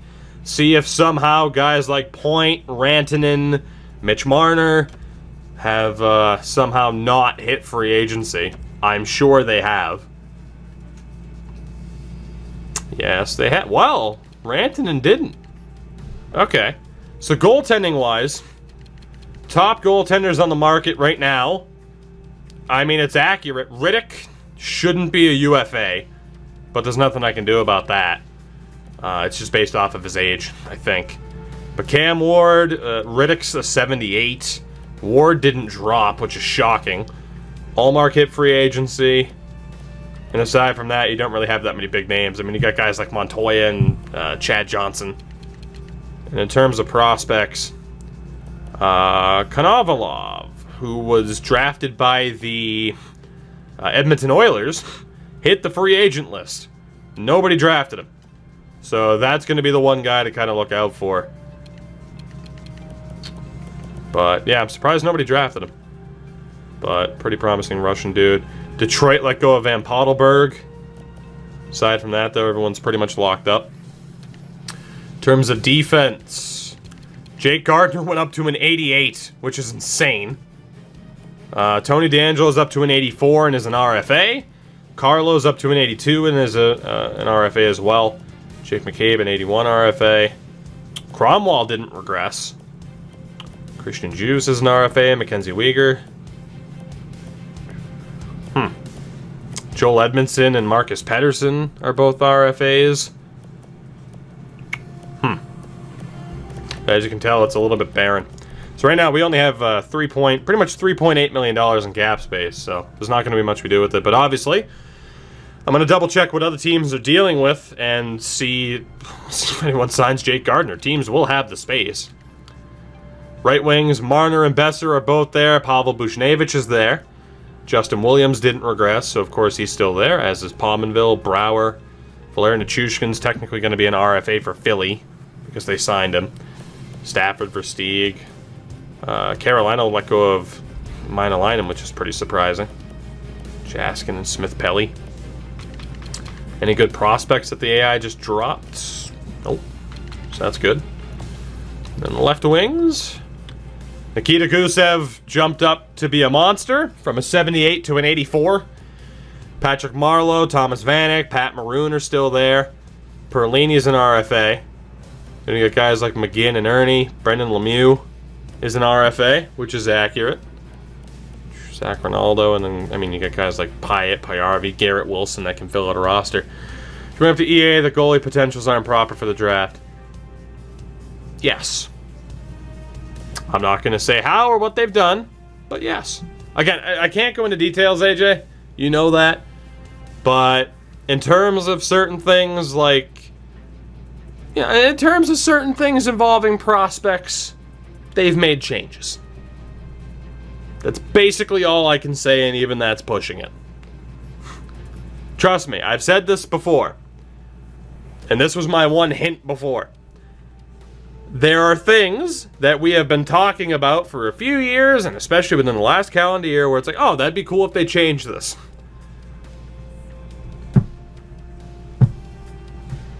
NHL 20 is looking good. So, and then let's see, centers. Thornton's still there. Thornton went up an overall point. Jesus Christ. How did Joe Thornton go up, but Derek Brassard went down? That doesn't make sense. Baseball, what's up, man? What's happening? So you can see, I mean, the first-year free agent list is pretty barren. You have the same big names that you'd expect to see. The only prospects that got dropped are Yanni Ikonen for Montreal and Tessier, I guess it would be, for Columbus. For some reason, those two guys dropped, but those were the only two guys to drop in terms of good prospects that shouldn't have ended up here. And Santeri Vatanen's okay. So that's not bad. In terms of like, oh, you added in all these real players, you know, all these creative players, so now people drop when they shouldn't be. It's not the case. Braden Point is not an RFA, that is true, which is why we're going to go look at other teams and see what the hell their rosters are looking like at this point. player development, stuff like that. Let's take a look. So our roster this year, actually here, I'll just go to the trade system, it'll be easier. Good hair, what's happening? What's going on? Let's look at our team first since we're here. So again, we got $3 million in cap space. And again, like Aiden Hill's up to a 76, which is pretty good. Ranta made it up to an 87 somehow. Defensively, OEL bounced back. Again, I set him to an 85, which is controversial. He went up to an 87 at the end of the first year anyway. Chikrin's an 83, Goligoski an 83. I don't know if we saw any crazy prospect improvement, but it's not a horrible situation. In terms of wingers, again, somehow Kessel went up 2 points. Schmaltz went up 2 points to an 86. Nick Merkley's up to a 76, so he's usable as a fourth liner. Connor Garland up to a 77. Michael Grabner dropped a point, which is not surprising because he was awful. Bo Bennett went up by 2. Lawson Krause went up a little bit. Bunting went up a little bit. And then centers, Keller went up by 4 to an 88 at the end of the first year. 8 and a 72. Hinostroza, I think, went up a little bit. Damn, that's crazy how many guys right on the fringe still jumped up. That's not as common this year, but it's happened now. So you have Anaheim. They're on 50 contracts. About $7 million in space. Their roster for Season 2. You have Gibson at an 88. You have Dostal signed. Ryan Miller's still there. So that's basically what their goaltending situation is IRL. Lindholm at an 86. Manson went up a little bit. Larson's up to an 81. Goulet at 77. Fowler, of course, I'm factoring in. I don't remember what deal it is, but there's a buyout that I'm factoring in. I added to his contract. Did I add Nick Shore? I did. Did I use his stats on the KHL team? I did. I think I have him at a 77. Basing it off of what he did in the NHL before and what he did in the K. Mahora only made it up to a 76. Drops off a bit from there. The Perry buyout. Thank you, Dunno. That makes sense. That should have been obvious. I don't know why I didn't think of it. Kasha still an 84. Troy Terry's up to an 80. Which is pretty damn good. Sprong at an 80 still. Actually, he went up to an 80, I think. And then again, like they have like the Patrick Eaves contract, which is still rough for them. Raquel's up to an 85. Comtois a 77. Richie's an 83. Max Jones a 75. It's not too bad. And then centers. Getzlaf went up a point at 33 to 34 years old. The fuck? Sam Steele, I think, went from a 76 to a 78. How do you add a newer draft class? By putting in way too much work and effort. That's how. Kessler went up a point. How did Kessler go from a 78 to a 79? That doesn't make sense. It doesn't make sense. So, yeah, a look at Anaheim's situation heading into what will be the real life season coming up. You have Gibson. The defense is, I mean, you have 3. It's like the top 4 is okay. And then forward-wise, I mean, you still have Getzlaf and Kasha. Like, you have some decent pieces. You have some good prospects. So, I mean, Anaheim's situation's a bit weird. They got $7 million in cap space. But just like the real-life Ducks, I feel like it replicates them well. They're being dragged down by some brutal contracts. And, you know, mainly Ryan Kessler's. Boston. We'll talk about that in a second. Hold on. Hold on. So, Rask is still at an 85. Swayman's up to a 72. That's fine. Dan Vladar's at a 69. Krug's up to a 90. McAvoy's an 87. Carlo at an 82. Chara and Moore. Grizz is up to an 80. Just fine. Zaboral's at a 74. Clifton a 74. Vakanainen a 73. Which is, you know, on point. Pasta is up to a 93. So I think he went up by 2. Which is pretty insane. You ready for this? I don't know if you caught it. Did you catch it? Brad Marchand went up to a 95. Oh, it's beautiful. DeBruska's at an 83. Solaric went up to a 78. No improvement for Anders Bjork. Brad Marchand went up to a 95. Oh, it auto-adjusted the franchise. Last year, again, he had a 97-point season. That's going to piss a lot of people off. Brad Marchand is one of the top players in the league, including from a point, a point projection pace. That's going to piss some people off, though. That contract is unreal, though, isn't it? Holy shit. That's insane. And then centers, Bergie. I think Bergeron went up, too. Bergeron went up by 2. He was a 90. Heinen went up by, I think, 1. Backus regressed, I believe. Coyle regressed. Corrali went up. Kuhlman went up a little bit. And then, of course, guys like Lindholm, Gaunce, Frederick at a 72. Got Lauko and Stud in the 70s now. It's looking okay for Boston. But the big thing there is that the top line, I think, each went up by 2 points. So, let's take a look at Buffalo. So, Hutton went up by 1. Luukkonen's a 69. And again, they let go of Ullmark, so I guess Hammond's going to be their backup unless they sign like Cam Ward. Defensively, Dahlin's an 87 heading into his second season. Risto an 85, Chiller an 84, Montour an 83. And hey, look at that, Buffalo's smart. They're trying to get rid of Scandella and Bogosian. Good idea. And Yoki Harju's a 78. Pretty good value, too. Didn't play at all last year. They just kept him as a healthy scratch because the AI is not smart. But let's see. Then wingers. Rodriguez up to an 82. They're smart, though. They're trying to trade Okposo. Skinner bounced up to an 86, which I'm fine with. Mojo an 85. Jimmy Vesey, I think, dropped to an 80. Buffalo does have under $1 million in cap space. That is true. Boston was at, what was Boston at? Boston has $2 million in cap space, and they have to sign Carlo and McAvoy. Did they sign one of them? Okay, they signed McAvoy. They got McAvoy at 5.6 for 3 years. But they have no money to sign Carlo. That's a really good term. That's a really good contract for McAvoy. But, yeah. That's rough. They have no money to sign Carlo.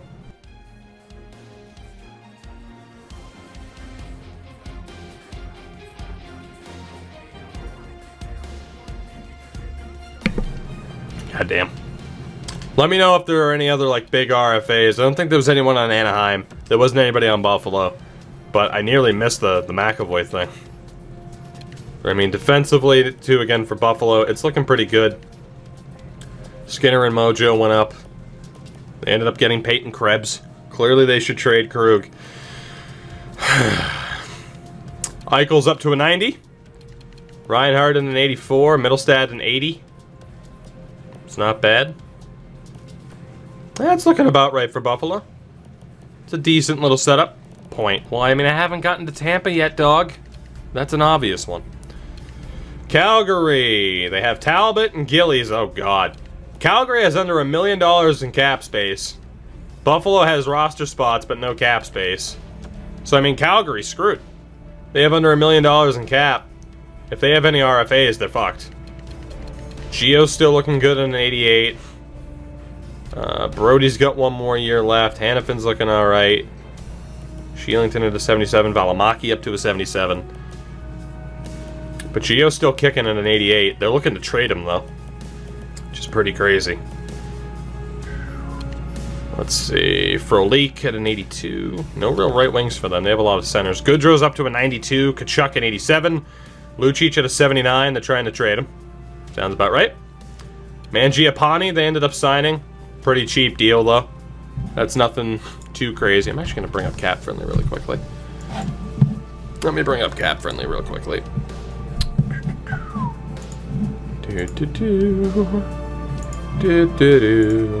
So again, I don't think we missed too much.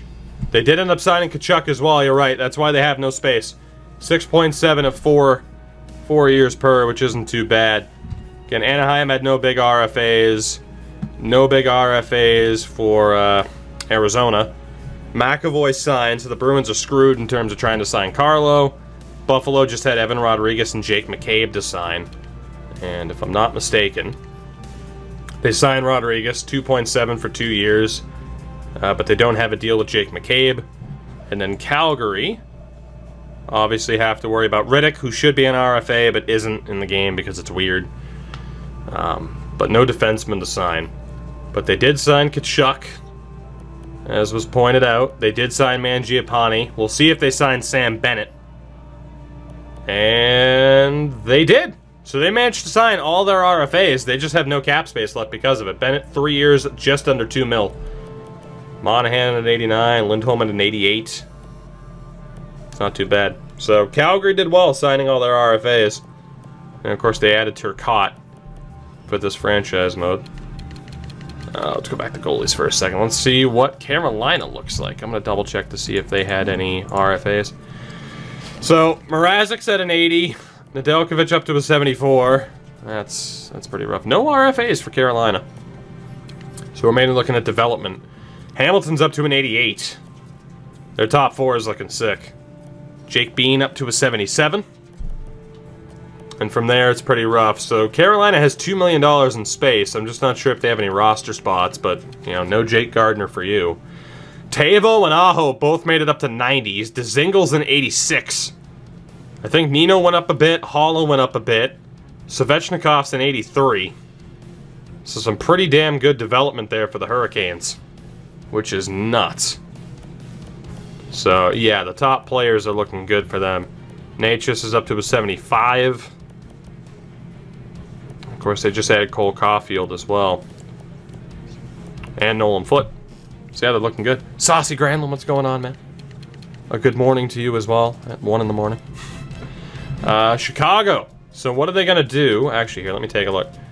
So, yeah, I mean, $2 million with 5 roster spots for Carolina. Chicago has $1 million in space with 1 roster spot. So they are trying to trade Crawford because Leonard made it up by 1 to an 88. Both are expiring, which is scary. People might be upset about Delia being that low, but again, gradual improvement. The Jonathan Cheechoo rule.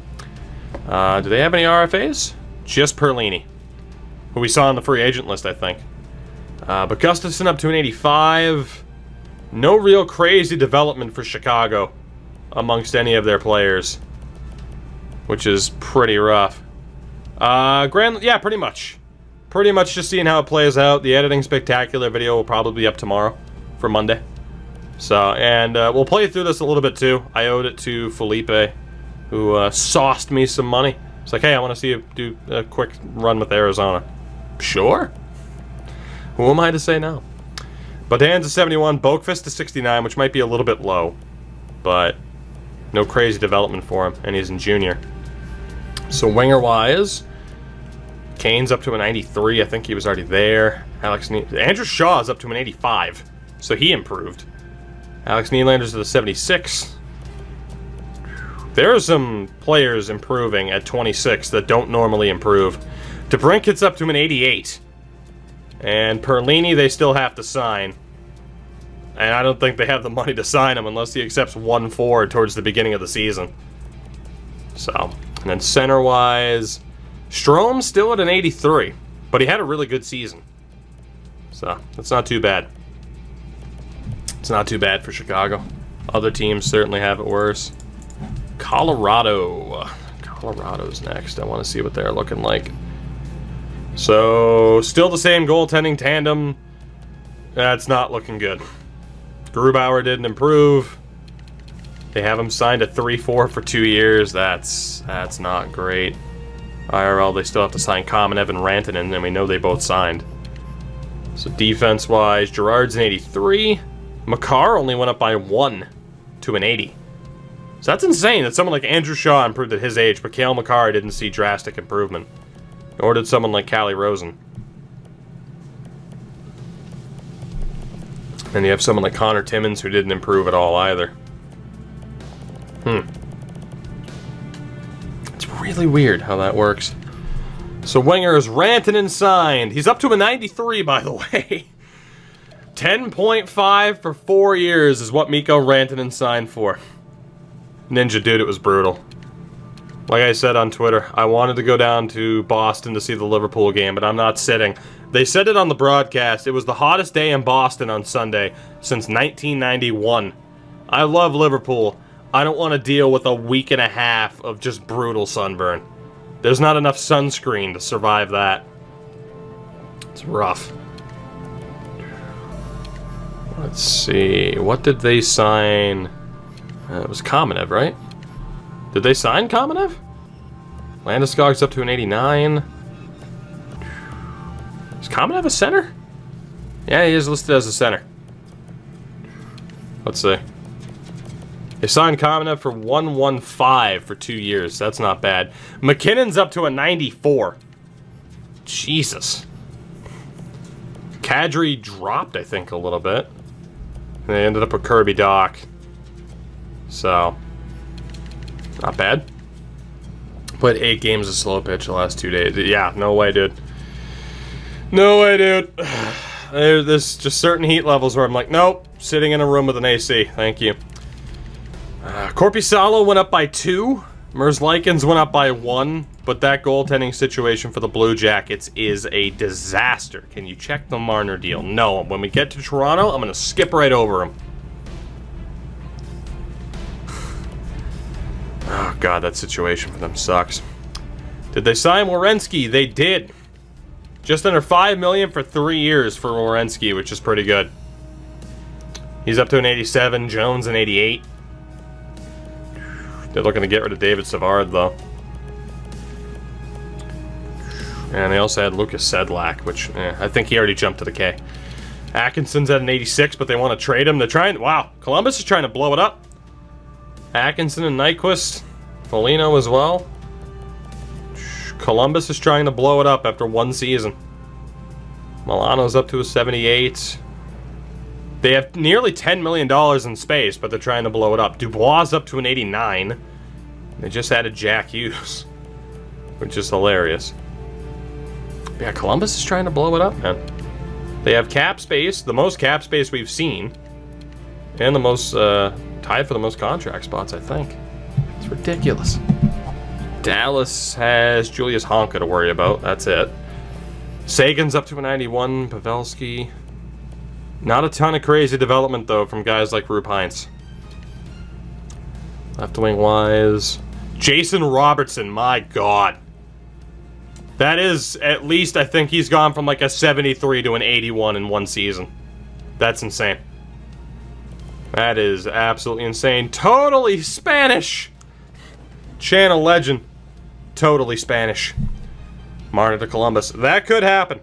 We'll see where these guys end up signing. Do you think Heinz will get a potential upgrade?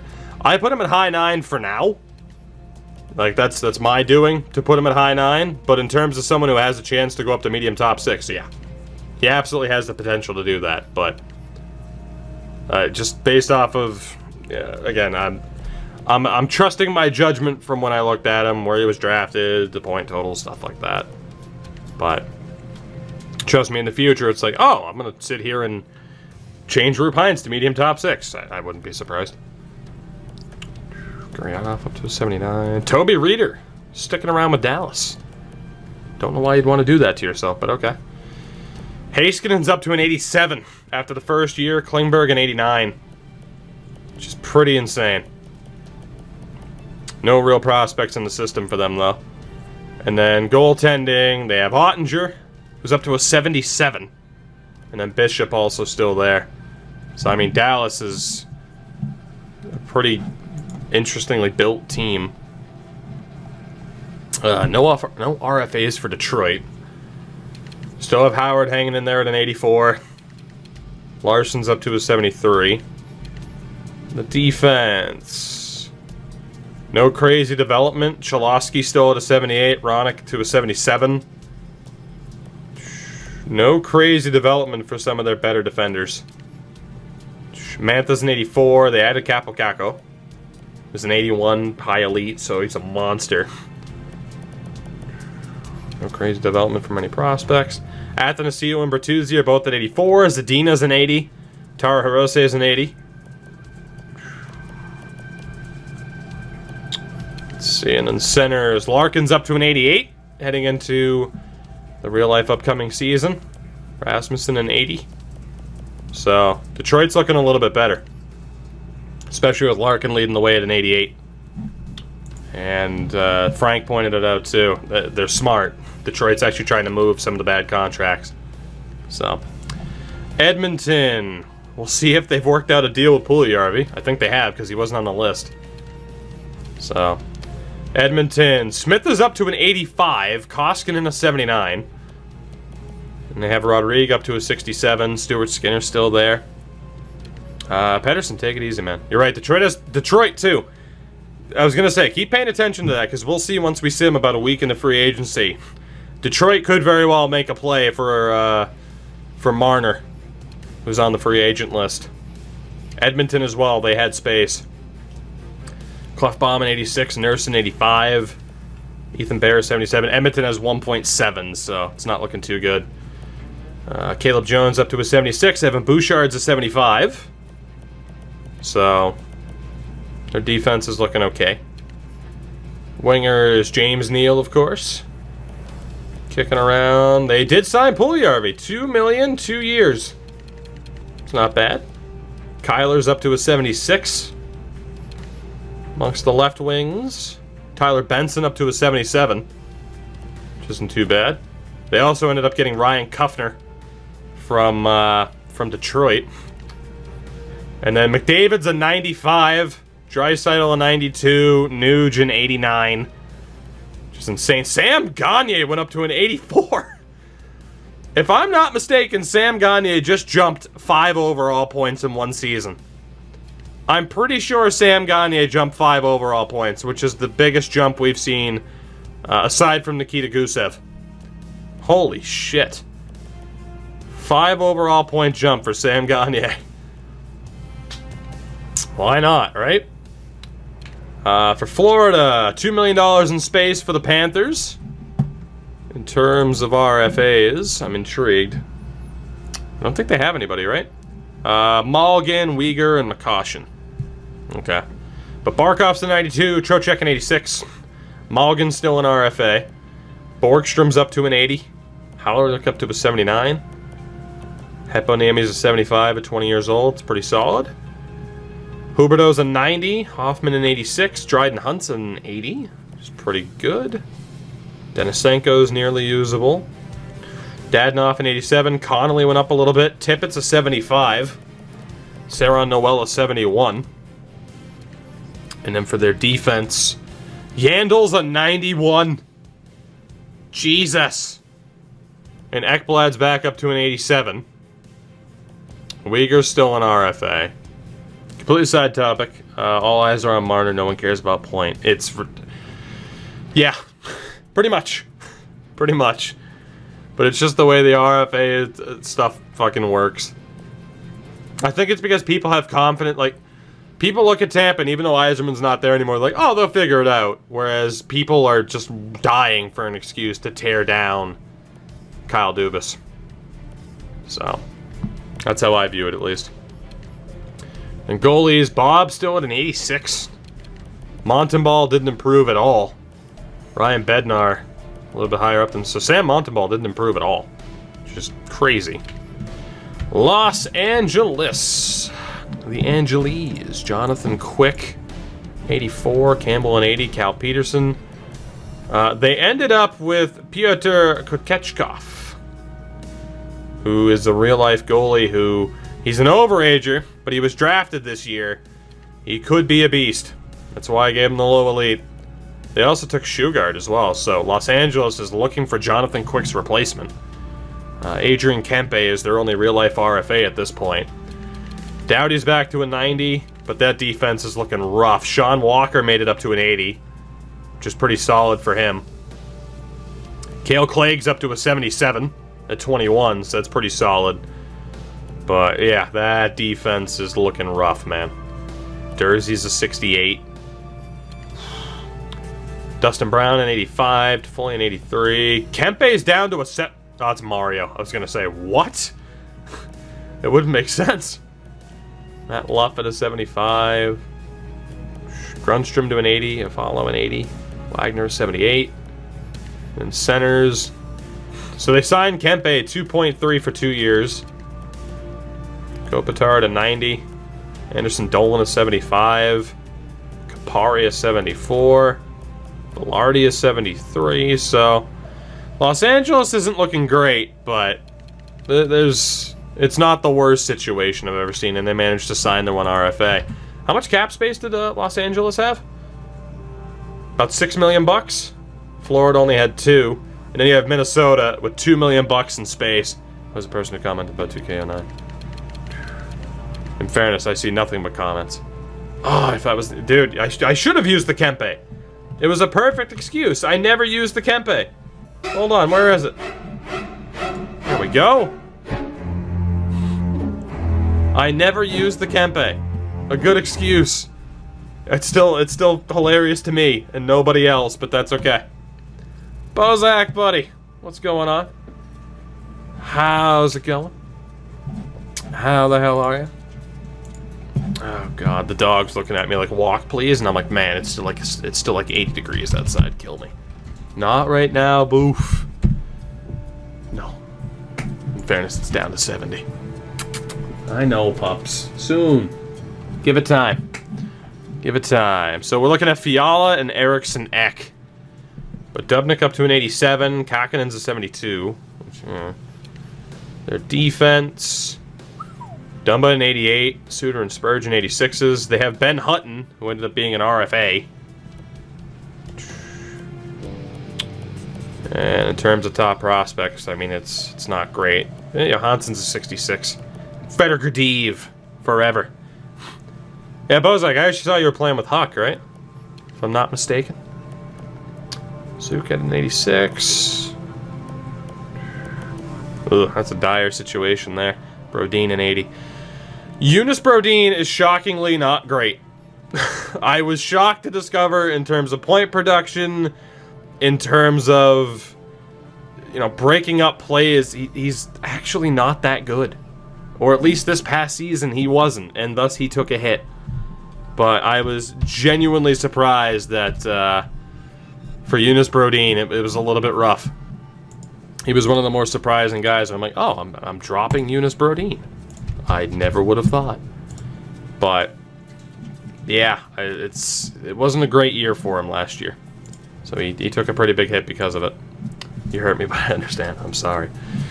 So let's see. Fiala signed 4.4 basically for 5 years. It's not bad. Greenway up to an 80. Kaprizov's a 79, and they still haven't signed him, which is fairly realistic. And then centers, we'll look at Eriksson Ek, who they signed 1.1 for 2 years, which, not bad. Stars, I believe you're correct, as far as that being Brandon Duhaime. Donato up to an 81. Kunin a 78. But, ugh. It's looking a little bit rough for Minnesota, man. Moving forward.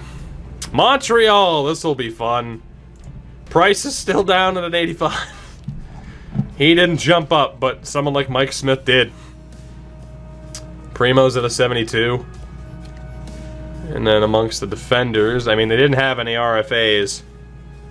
But Weber an 87, Petrie an 86, Kulak an 81. Mete still a 79, Juleson still a 78. So they didn't get very good prospect depth. Brook at a 72. Romanoff a 71 at 19 years old, which is pretty beastly.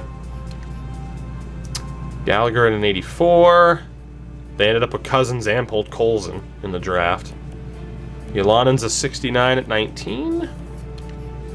Left wing is Drouin 85, Tatar 84. Nothing much from Hudon and Lehkonen. Frank, I love you for that. And then centers, Domi's up to an 87. Tanoa an 83. Kotkaniemi's an 83. Evans at a 75. Nick Suzuki and Ryan Poehling, both 72s. People say it's a bit low for Poehling because of the one game that he had, but, you know. And then not much else there, but they do have a lot of prospects. Let's see, Nashville. The Schvill. Here, just let me open like all of these tabs, the remaining teams we have to look at, so I know who to check for RFAs. There we go. So RFAs for Nashville, Rocco Grimaldi and Colton Sissons. How much cap space do they have? About $3 million bucks. How long will Lucic last in Calgary? The problem is the contract is basically almost buyout proof, so he's there. He will be there. Saros in 82. I love that Nashville is trying to trade their young goaltending when Rene's 36 years old. Yossi in 89. And wow, that's a sharp drop-off. From that top three, that is a very harsh drop-off. Fabro's a 74. Didn't really develop much. Smith there. Not much right now for Nashville. Forsberg's up to an 89. Arvidsson's an 87. Tolvanen still at a 74. Again, I got to drop Daniil Gutic.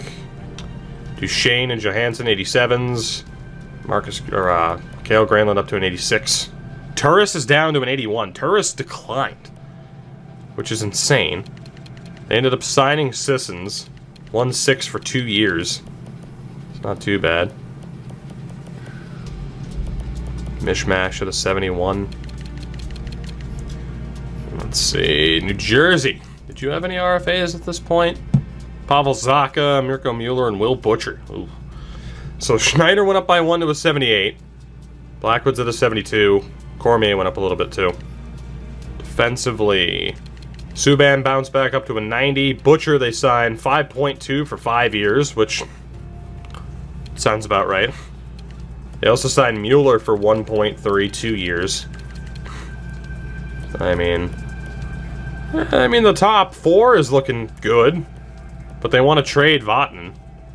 Remizin, Rempitlik, indeed. 12 million in space for New Jersey. Fair point. Look for them to make a move. Ty Smith at a 68. Let's see, wingers.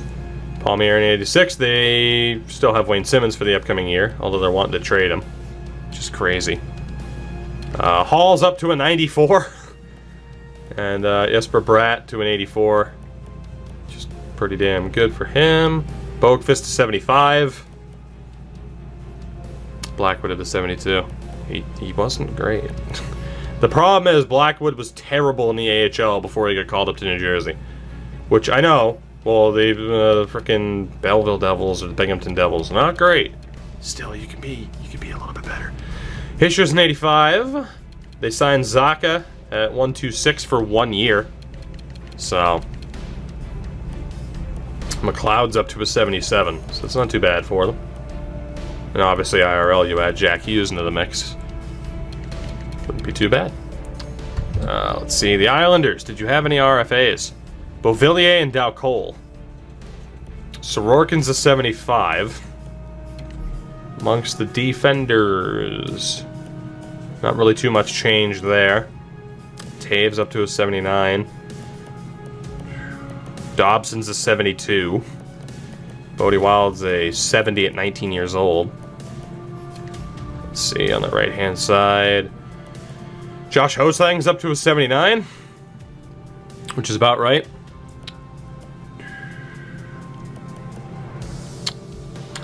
Let's see. Wallstrom's a 68. They re-signed Beauvillier at 2.2 for 2 years. He's up to an 82, so that's pretty strong. Who was the other one? Dow Cole. But they also re-signed for nothing. So, $6 million bucks, though. Bellows looking okay at that point. And Barzell's up to an 88. And, the center depth for them, it's not looking great. They ended up with Ryan Suzuki in the draft, though. So, Hosang for pool party 1 for 1. It's probably not that far off the mark. The Rangers, Lemieux, Bushnevich, and D'Angelo. You have Georgiev and Shesterkin both at 75s. Dude, Andrew Ladd's not bad. Last year, too, he was on a really good pace, and then he got hurt. It's just, everyone knew that contract was rough. So it kind of clouds your judgment of him. So Trouba's up to an 87. D'Angelo's up to an 84, but is not signed. Because the Rangers have under $1 million left, so D'Angelo I don't think is getting signed. Shea's at an 82. Fox is up to a 76. Keandre Miller's a 73 at 19. Longfist a 70. And again, Buchnevich and Lemieux. They don't have the space to sign Buchnevich either. That's brutal. Kravtsov's a 76. Amongst the left wings, of course, Panarin, he's up to a 92. They don't have the money to sign Lemieux. Man, the Rangers don't have money to sign anybody. What the hell? And center, Zibanejad's up to an 88. I gotta sneeze.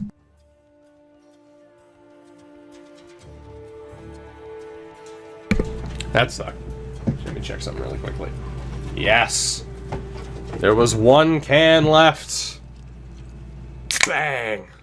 Oh, God. Howden up to an 82. Hedel up to an 81. Anderson still at a 75. See, I don't know what the hell the Rangers are going to do. The 3 remaining RFAs they have in real life, they're just not going to be able to sign them. I mean, in real life, too, it's accurate. The Rangers have no cap space in real life right now. They don't have cap space here. It's brutal for them. Ottawa has Colin White. Ottawa has so much cap space. Ottawa is totally going to sign Mitch Marner here. Guaranteed. Guaranteed they're going to sign Mitch Marner. Anderson went up a point, which is kind of surprising. Shabbat's an 89. Milan still to 79. Lajoie to 79. Brandstrom's up to a 76. Bernard Docker is 71 at 19. Damn. We got on the wing. Again, White's a center. Well, right wing center listed. I have him as a center because of elite prospects. Bobby Ryan went up to an 85 after his ridiculous season. Where Connor Brown went down by 1, because why the hell not? Habermoff's at a 75. Kachuk's up to an 85. Duclair's up to an 83. Formanton is 75 at 19 years old. And centers, Tierney up to an 84. They signed White, 1.8 for 1 year, so playing with Arizona just to use Lawson Dawson. Always. Always. Batherson up to a 79. Brown and Chlapik. Oh, God. I think it's like Chlapik. I fucking... Damn it. I don't remember how to pronounce it. I looked it up on Elite Prospects, too, and I don't remember. Josh Norris is a 75. That's about it for Ottawa. Oh, God. Philly. Any RFAs for Philly? Konechny and Provorov. They have $1.7 million, so we'll see what happens. $1.7 million. They had to sign Provorov and Konechny. Elliott went up by 2 to an 85. Carter Hart only went up by 1 to a 77. And obviously they have all the goalies in the world. Their defense, they were able to sign Provorov, 6.1 for 3 years. He and Ghost are way up there. Sanheim's up to an 84. No horrific contracts yet, AJ. I'm still looking through to see if teams have taken care of, or, you know, like what RFAs signed for. Philippi Myers up to a 78. And from there, it's a little bit barren. And Konechny also signed 4.25 for 5 years. That's a damn good deal. It is a damn good deal. Wade Allison's looking alright, but they're trying to trade him. And they signed Jens Loki, whatever the hell it is. Farabee's a 73. Wisniewski making 8.3 to factor in a Philadelphia buyout that EA didn't factor in, at least back in November. That would be why. Drew 92, Couturier an 88, Nolan Patrick up to an 81. It's not too bad. Frost is a 74 at 20 years old. Just nuts. So, no controversy for Philly. Pittsburgh, this is going to be fun. Aston Reese and Marcus Pettersson. You have Matt Murray bouncing up, I think, 3 points to an 88. No improvement for Tristan Jarry at all. The Andy McDonald buyout. I think that's it, yeah. Letang an 89. Pedersen still an RFA. They haven't signed him. They have $1.1 million available. P.O. Joseph's a 71. Addison a 69. And again, it was Aston Reese. Crazy development there. Bjorkqvist is 75. There's that Tanev deal. 6 years, baby. There's that Tanev deal. Enjoy it. Enjoy it. Gensel's up to an 88, by the way. I just completely overlooked that. Malkin and Crosby back up to 94. Galchenyuk kicking at an 85. And they did sign Aston Reese 1-4 for a year. A Bluger up to a 77. It's not too bad for Pittsburgh. Has Dumoulin gone down? Yeah, Dumoulin's since been dropped. He didn't have a very good year. So, San Jose. No RFAs in which to speak of. You still have Jones at an 84. No real development among prospects there. Burns at a 92. Carlson at a 91. And again, I mean, no real defensive prospects to talk about. Merkley's up to a 71. Mario Ferraro there too. You have Kevin LeBanc up to an 84 on that deal, which is outrageous. Absolutely ridiculous. Timo Meyer's up to an 88. The Tanev cap is wrong. I'll check it. Here. Remind me to check it. Actually, here. Fuck. Let me go back to Brandon Tanev. I will double check it. The game might have auto-adjusted certain cap hits. That's happened before. You know that prompt, like, oh, teams aren't cap available or whatever. It might have readjusted the hit. As long as it's 6 years, though, I'm okay with it. But I'll double check. But I assume that would have been the issue.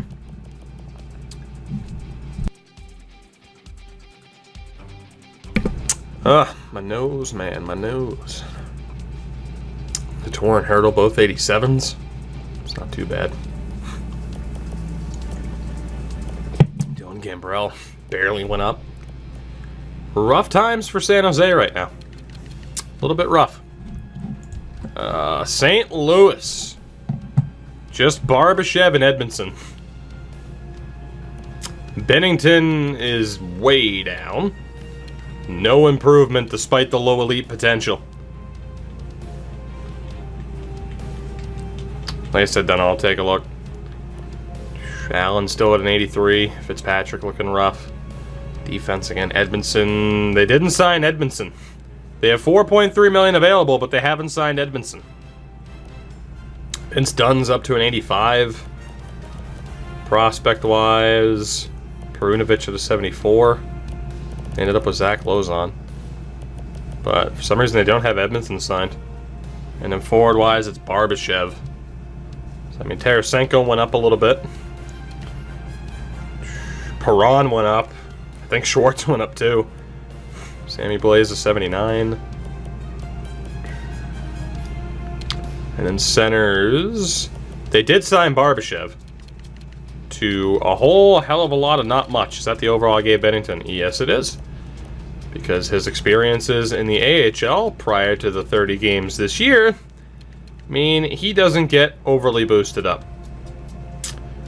Jonathan Cheechoo rule. The Jonathan Cheechoo rule. I don't bump people up based off of one season, even if it makes it more fun. Gradual improvement is how I base these rosters.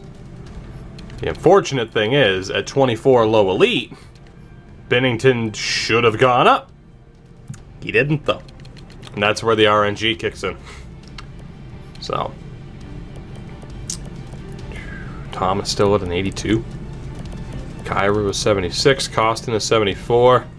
St. Louis is looking good, aside from that issue. Tampa. We know they signed Braden Point. They had to sign Point and Adam Ernie. I think Ernie was also on the free agent list. Basty's still at an 89. They ended up with Spencer Knight, which is hilarious. Hedman an 89. Sergachev an 87. Frank, no. LeBanc has his real deal. Cal Foot's up to a 79. Cernak a 78. Cal Foot jumped Eric Cernak. That's crazy. And Channel legend Matt Spencer. Kucherov up to a 95, which is nuts. Matthew Joseph an 80, who is signed. Ah, man. Mew.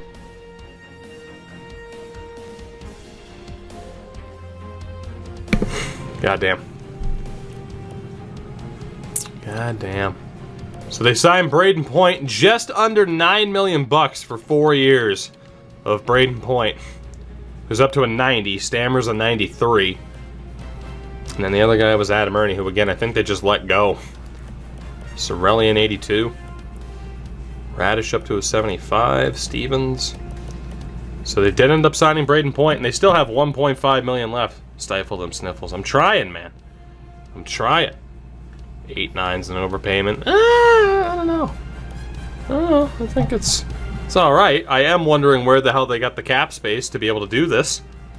Unless certain cap hits were adjusted. Which, I mean, the top 2 are accurate.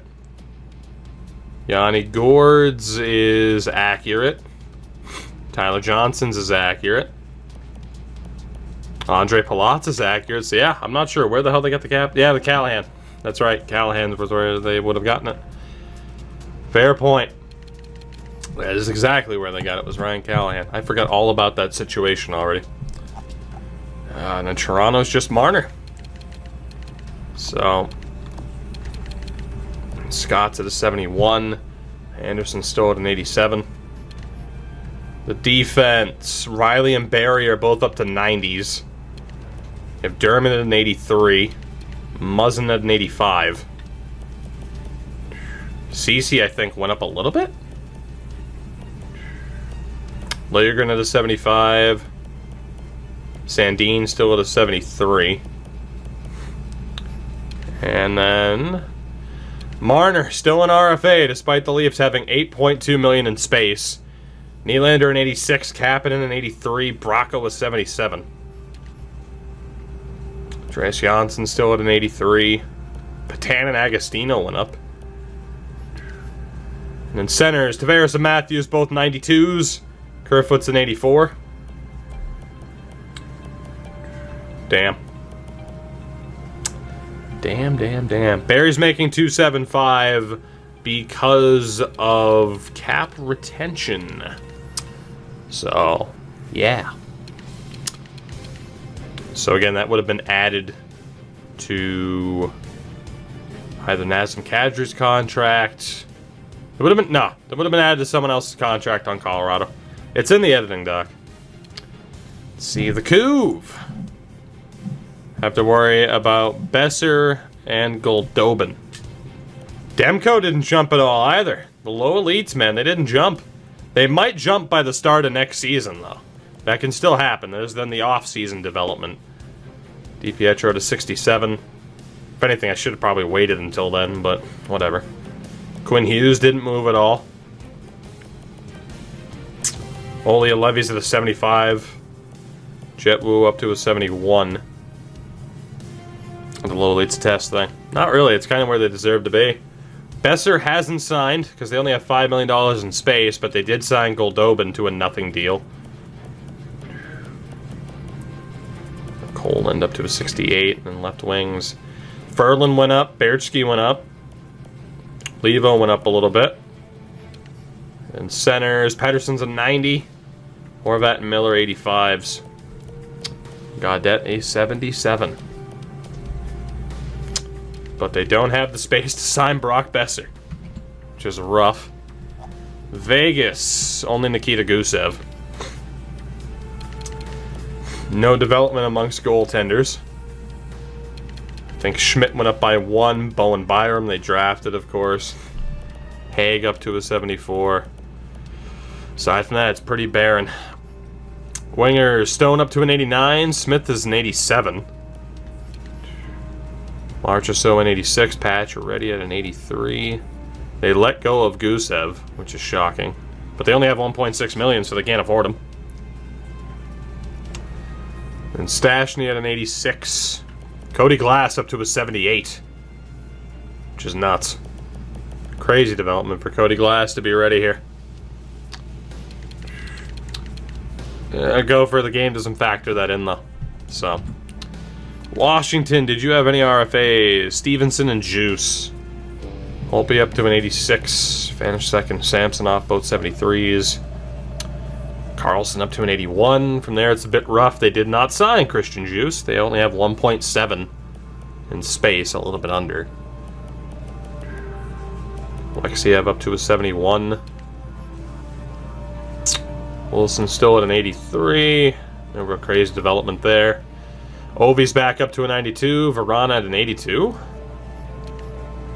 And centers, Kuzi at 91. Backstrom an 88. And they didn't sign Stevenson either. So, some RFAs available from Washington. And then Winnipeg, obviously we have a couple. We have a couple of notes. Were they able to lock down Eric Comrie? Yes, they were. Hellebuck's back up to an 88. I think he went up by 2. Defensively, they don't have anybody to worry about. Morrissey an 85. Samaniku didn't move at all. Stanley's a 74. And on the right-hand side, Patrick Laine signs just under $6 million for 3 years. Which, good God, considering Laine went up by, I think, 3 up to an 88. That is a pretty ridiculous contract. And Kyle Connor also signed 5.5 for 4 years. Also a ridiculous contract. Vesalainen's up to a 75. And Andrew Kopp was the other one. Scheifele's up to a 90. They signed Kopp 1.4 for 2 years. So, Mitch Marner is pretty much the one big name that ended up hitting the open market, if I'm not mistaken. It's Marner and Besser. D'Angelo as well. But Marner, Besser, D'Angelo kind of lead the way. The in-game Chevy is better than the real Chevy, right? So let's sim forward a couple of days. Again, I'm not gonna change our roster at all. We really don't have the space. So let's just sim to the Saturday instead of a week. We'll go a little bit shorter in case there are a ton of moves. I do not want to get the rights to Jake McCabe for a first-round pick. D'Angelo has not been signed by the Rangers. Shockingly. Shockingly, the Rangers have not signed Tony D'Angelo. But that's because they have no space whatsoever. That is the current problem. Alright, so let's see. Any trades? Jake Gardner signed with Detroit. And we do have the draft trade. So let's see. Jake Gardner signs in Detroit for 5 years. Jesus. Let me mark that down to check Detroit. Edmonton ended up signing as an RFA with St. Louis. Pominville goes to Vancouver. In a fantasy draft, when's the best time to take a goalie? Depends on what the rest of the team's going to look like. Joe Morrow, Freddie Clayson, Andrew McDonald to Winnipeg, Dan Girardi to San Jose, Vanek to Nashville. Brandon Perlini gets offer sheeted. Brandon Perlini offer sheeted. The Islanders go in for Brandon Perlini. Justin Williams goes to Dallas, as if you didn't have enough veteran leadership. They have Perry, Pavelski, and now Justin Williams, which is nuts. I don't know if I want to see what Vanek got paid or what Williams got paid, but I'm intrigued to see what Jake Gardner got. Mulligan stays in Florida. Gusev goes to Ottawa on a 4-year deal. All right, so let's look at, you know what, here, let's actually do this. Let's take a look at Detroit, at Ottawa, and Dallas. Maybe Nashville, too. Maybe Nashville, too. Yeah, those are the big ones. I'm not really... I guess we'll go to... we'll check out Vancouver, too, for Pominville. I want to see what he signed for. Emmy, go lay down, please. Man. So let's see. Pominville. Not in the system. Forwards. Wow. So they haven't signed Besser, but they give Jason Pominville 2.4 for 2 years. Bold strategy, Cotton. Ottawa. Signed Gusev. 4.6. Holy shit. What was that, 4 years? 4.6 for 4 years, but he's coming off of a 30-goal season. It was Nashville, right? Nashville had somebody. Nashville had Vanek. 254 for 2 years for the 35-year-old. It's not too bad. Then Dallas and Detroit. Detroit signed a defenseman. They signed Jake Gardner. 6.3 for 5 years for Jake Gardner. If he were to stay healthy, that wouldn't be a bad deal. And then Dallas brought in Justin Williams, 3.45 for 1 year for the 37-year-old. Not bad. Dunno, I saw that. I'm not sure why that appears when they already signed. Flat out. I don't know why that appears when they already signed. Let's sim a couple of days. Still waiting to see if Marner gets signed or Besser. Now that Vancouver's hurt their chances to sign Besser. Which makes no sense whatsoever. But if I'm not mistaken, that's something they've worked on. It's just trying to smarten up the AIs. I did not mean to go to our contracts. I wanted to go here. Brandon Perlini has successfully been offer sheeted. The Blackhawks choose not to keep him. They get a 3rd-round pick for Brandon Perlini. He is now an Islander. So we have already seen a successful offer sheet in this game. Because of course we did. Of course there was a successful offer sheet. Hilarious. I guess we'll move forward a week at a time from here. Don't know, I agree. I noticed that at the beginning of the season for a couple of guys. I'm like, it must just be a glitch. But yeah, if it's still there at the end. I figured, like, if it was there, it's because they were sending an offer? You know. Brock Besser is an Ottawa Senator.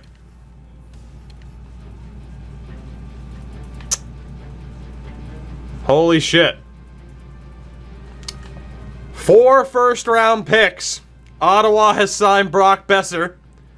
Philly keeps Nichushkin. Winnipeg gets Derek Engelland. Brock Besser goes to Ottawa rather than Mitch Marner. 4 first-round picks for Besser on a 5-year deal. Christ. Let's take a look at that, shall we? I mean, we knew Vancouver didn't have the money to sign him. And we said Ottawa was one of the teams to watch out for. Whew! God damn. Now, they are freeing up $25 million in cap space heading into that next season. But, yeah. Just under $10 million. Just under $10 million for 5 years. Brock Besser to Ottawa.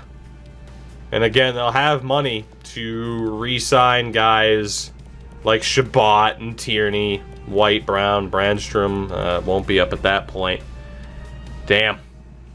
Frank, I don't disagree. The good thing is, I can tell you, for 20, they've made really positive changes in terms of making the AI a little bit smarter, which isn't difficult to do. You just twist the knob a little bit. Like, in theory, I'm not saying it's literally as easy for them as twisting a knob, but I'm saying, like any improvement, even minimal, would make them that much smarter because they're very dumb. They're very dumb. And Adam Ernie goes to Carolina. So that Besser deal is the last one that we've seen. So Mitch Marner is still out there. There are teams that can afford him, but Ottawa is out of the running. So, where will Mitch Marner go? Is the question. I do not want Jake McCabe. Thank you. Kevin Ball on a 5th for a 2nd. It's actually a really good trade. I'm going to say no, though. Don't know. I knew the second I said the word knob, let alone twice, you'd say something. So, you're welcome for the softball. Coincidentally attached to the knob. Patrick Marleau and Patrick Maroon go to Columbus on 1-year deals. Alex Tessier, who was dropped by Columbus, goes to Montreal. Christopher Stieg to Tampa. Brendan Lemieux stays in New York. Hardy Haman Achtel stays in Colorado. Brian Boyle out to Vegas. Oscar Lindbergh to San Jose. But, yeah. The Patricks to Columbus. Damien, take it easy, man. How optimistic am I for the new game? In terms of gameplay, Optimistic, but cautious optimism. We'll wait and see. In terms of franchise mode, they're taking really good steps forward. Again, I can't go into details, but they're taking good steps forward. So, we still have guys like Carlo out there, too. Thought that said Patrick Marleau twice. Patrick Marleau, he's so good, we'll sign him twice. Because why not? I just realized I didn't sign more scouts, but I do have those pro scouts I can reassign, so screw it. Joe Thornton apparently signed in New Jersey. I don't want him. Thanks. Thanks for the offer. Gonger, no idea. No idea.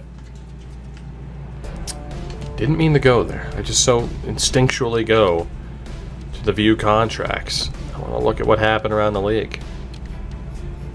And then Columbus immediately trades Patrick Maroon alongside Nick Foligno to Anaheim for Brendan Goulet and Devin Sidorov. Poor Patrick Maroon. Back to Anaheim alongside Nick Foligno. Zach Ronaldo to Chicago. Michael Haley to Carolina, who said enforcers are done. Gabriel Bork and Sacco Main to Winnipeg. Alex Petrovich to Tampa. Rocco Grimaldi to Vegas. Chandler Stevenson stays in Washington. Dion Phaneuf to Carolina. New Jersey did sign Joe Thornton. Patterson stays in Pittsburgh. Monte Setkoff's a prospect. Montreal signs Derek Brassard. Those are the most recent deals. Still nothing. They did sign Maroon by accident. Confirmed. Still nothing about Mitch Marner. How realistic? How realistic? Oh, God. Well, I'm assuming Mitch Marner will begin the next season on the free agent list. AJ, take it easy. You might not miss too much more. The dog's really starting to stir. I do want to see what happens this next season, though, but I also want to take a quick look at what the starting lineups look like for Season 2. So, we will get our roster set, and we'll take a look here. I don't know if it'll still... Wow, the Blues are shopping Ryan O'Reilly. Okay. Other signings? Connor Brickley to Winnipeg, DSP to Carolina, Brower back to Florida with Tom Pyatt. Mitch Marner signs a one-year deal with the Leafs. He stayed. It's a miracle. Sheldon Dries to Carolina, Vinny Lettieri to Winnipeg. Boston signed Brandon Carlo to a year deal. It's a miracle. The Bruins somehow kept Carlo. Magnus Pajärvi to Vegas. All right, so let's see. Let's see. What Carlo signed for. What Marner signed for. Was there anybody else that was overly interested in? Not really. Let me know if there was an RFA that signed after the Besser signing that I didn't think to keep. That's the thing. I don't know what cap space Boston used. Unless he signed for dirt cheap. Carlo signed for 1.7. 1 year, 1.7. So yeah, I don't know where the Bruins got the cap space for that. Not a clue. Not a clue. And then Marner in Toronto.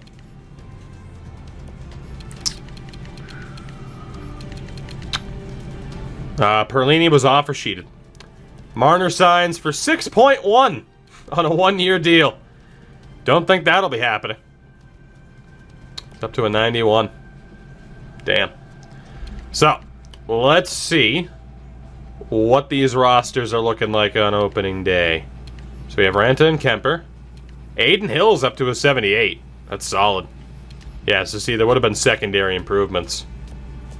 4, 5, 6, and Leah Bushkin up to a 78. But so is Capobianco. So, Chikrin still at an 83, then Osterley, Yalmerson, Demirs, Capobianco. That's not too bad.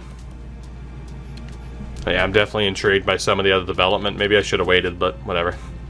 Kessel at an 92, Keller at an 87, Keller at an 89, Schmaltz at an 87. Dvorak and Hinostroza. Damn. 6, 7, 8, 9, 10, 11, and 12 with Bunting. Michael Bunting and Connor Garland are going to make this roster heading into this year. And then Nick Merkley had an outside shot. That's not too bad.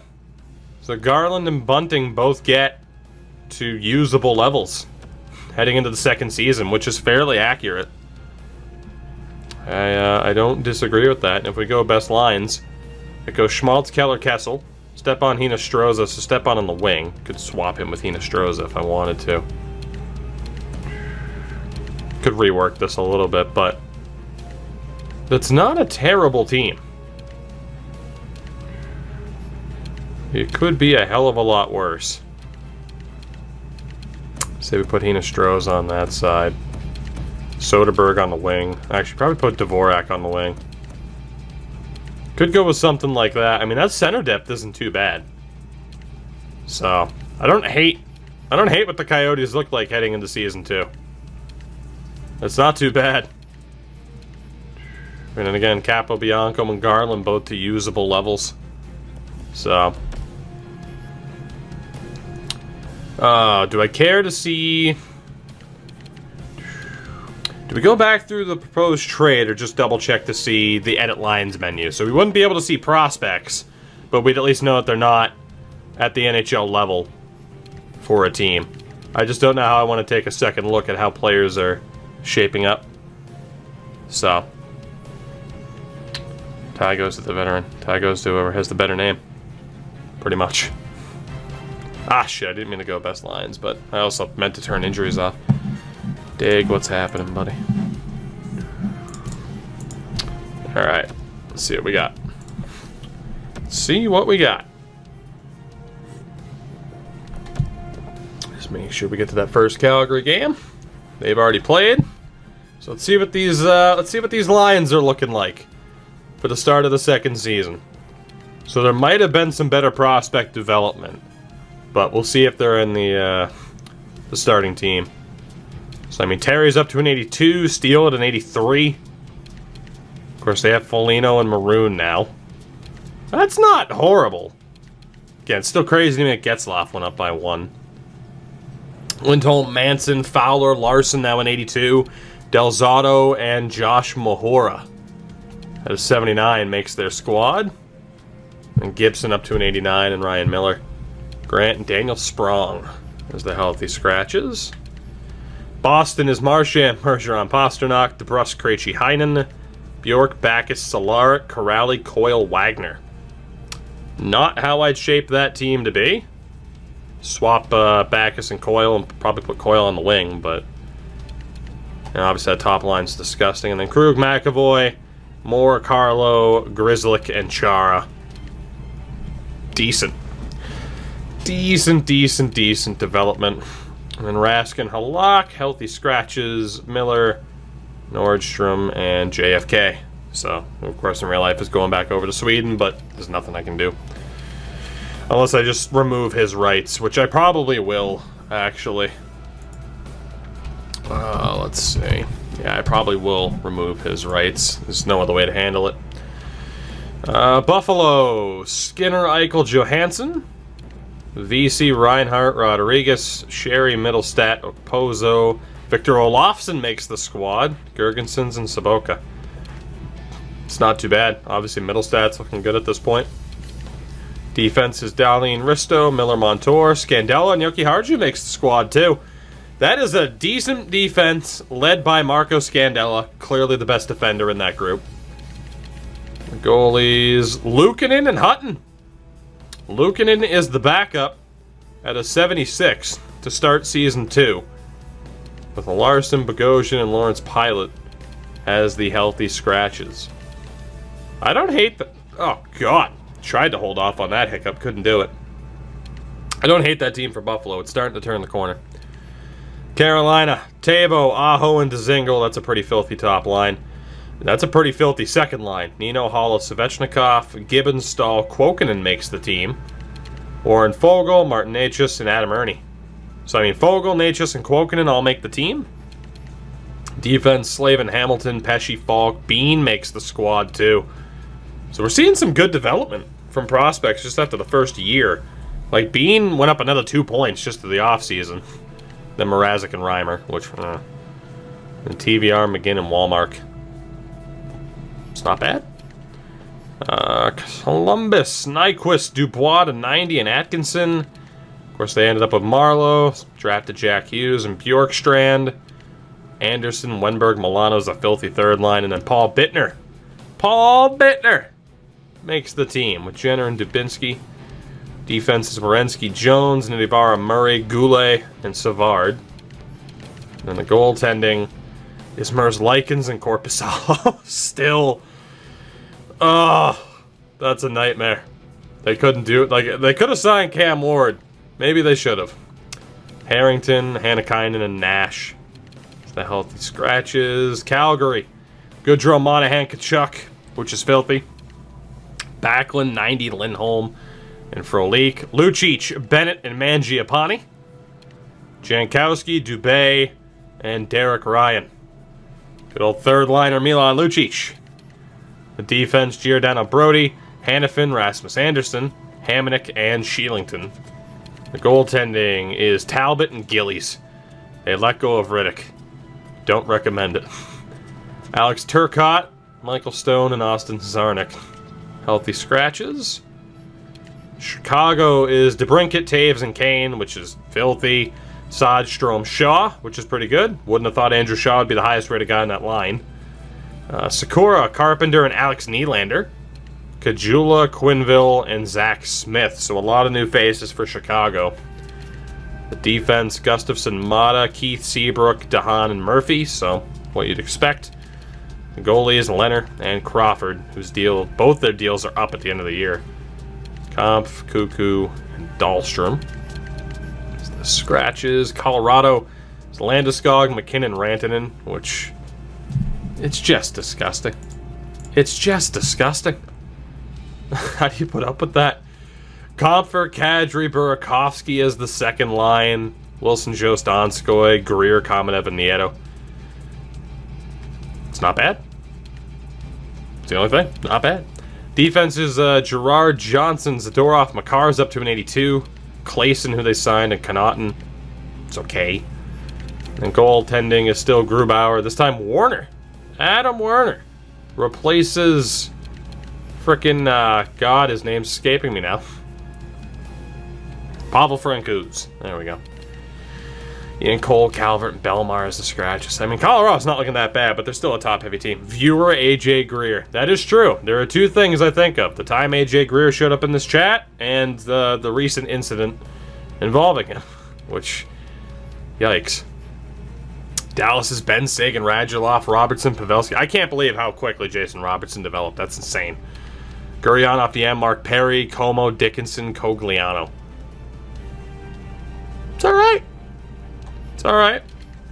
Haskinen's an 89. Christ. He and Klingberg, Lindell, Alexiak, Polak, and Honka. Goaltending of Bishop and Hedobin. Healthy scratches, Sekera, Johns, Faxa. Jason Robertson took Radek Faxa's job. Detroit is Athanasiu, Larkin, Mantha, which is filthy. It's Chris Stewart in NHL 19. He's not, and I'm also not adding him because he hasn't officially signed. I can make him a free agent, but it's like, eh. Philip Zadina's an 85. Jesus Christ. So Detroit's going to be better in Season 2. Athanasiu, Mantha, Bertuzzi, and Zadina all up to 85. Larkin's a 90. Tara Hirose is an 81. They drafted Capo Caco. Svechnikov and Rasmussen are also decent. Holy hell. They signed Jake Gardner. Dennis Cholowski's made it up to a usable level. And it's still Howard and Bernier, but my god.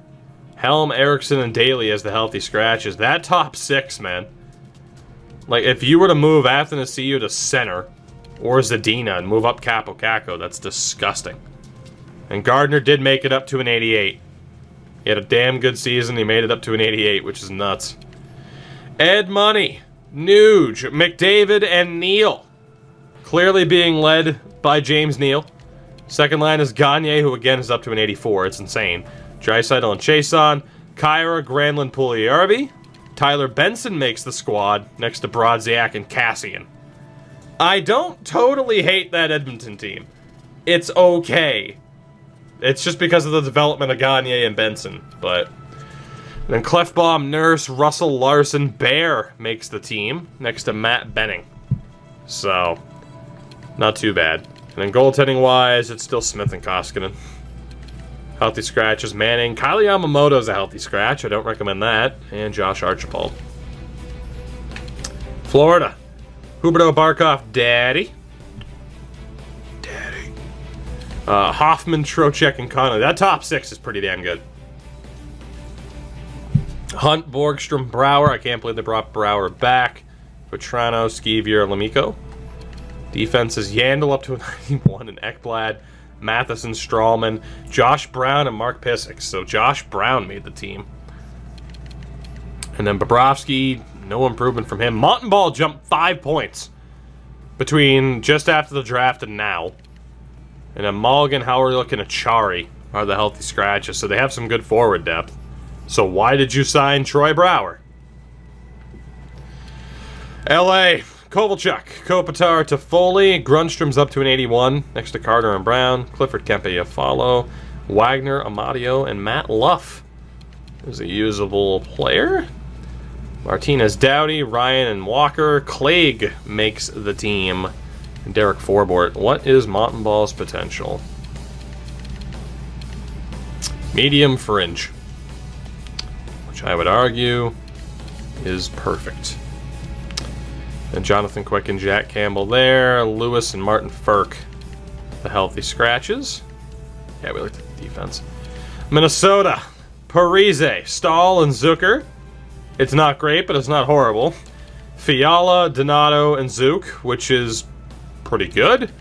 Greenway, Koivu, and Hartman, which I also don't hate. And a Marcus Foligno, Eriksson Ek, and JT Brown. I don't hate that team. It's not amazing, but I don't hate it. I don't hate it.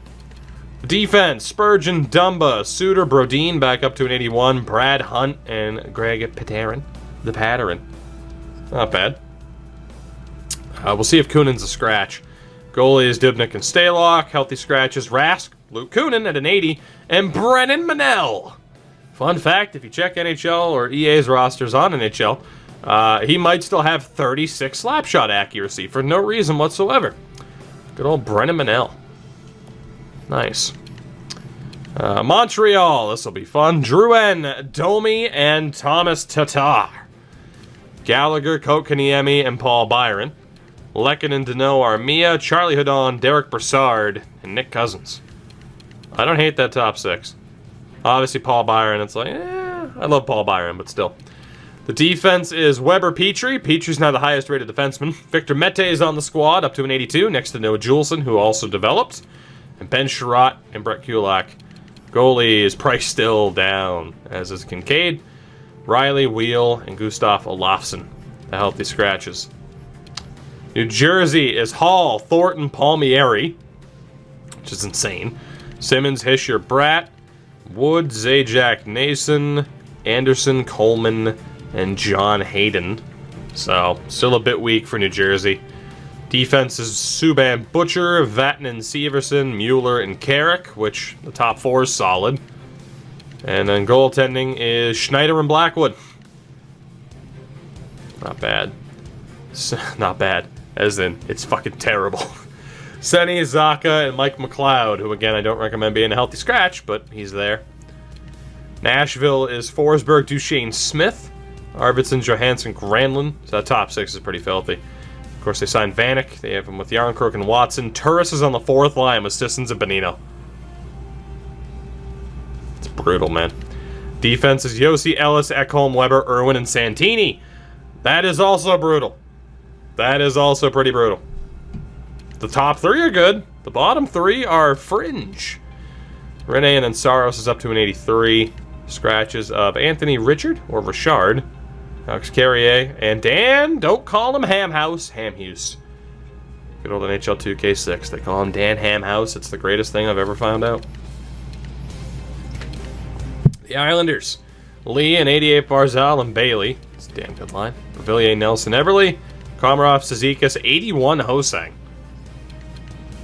It's a problem. It's unfair. When he plays with the Islanders, he does well and has a good point pace. They just don't play him. Clutterbuck, Ladd, and Perlini, who of course they got for a 3rd-round pick via offer sheet.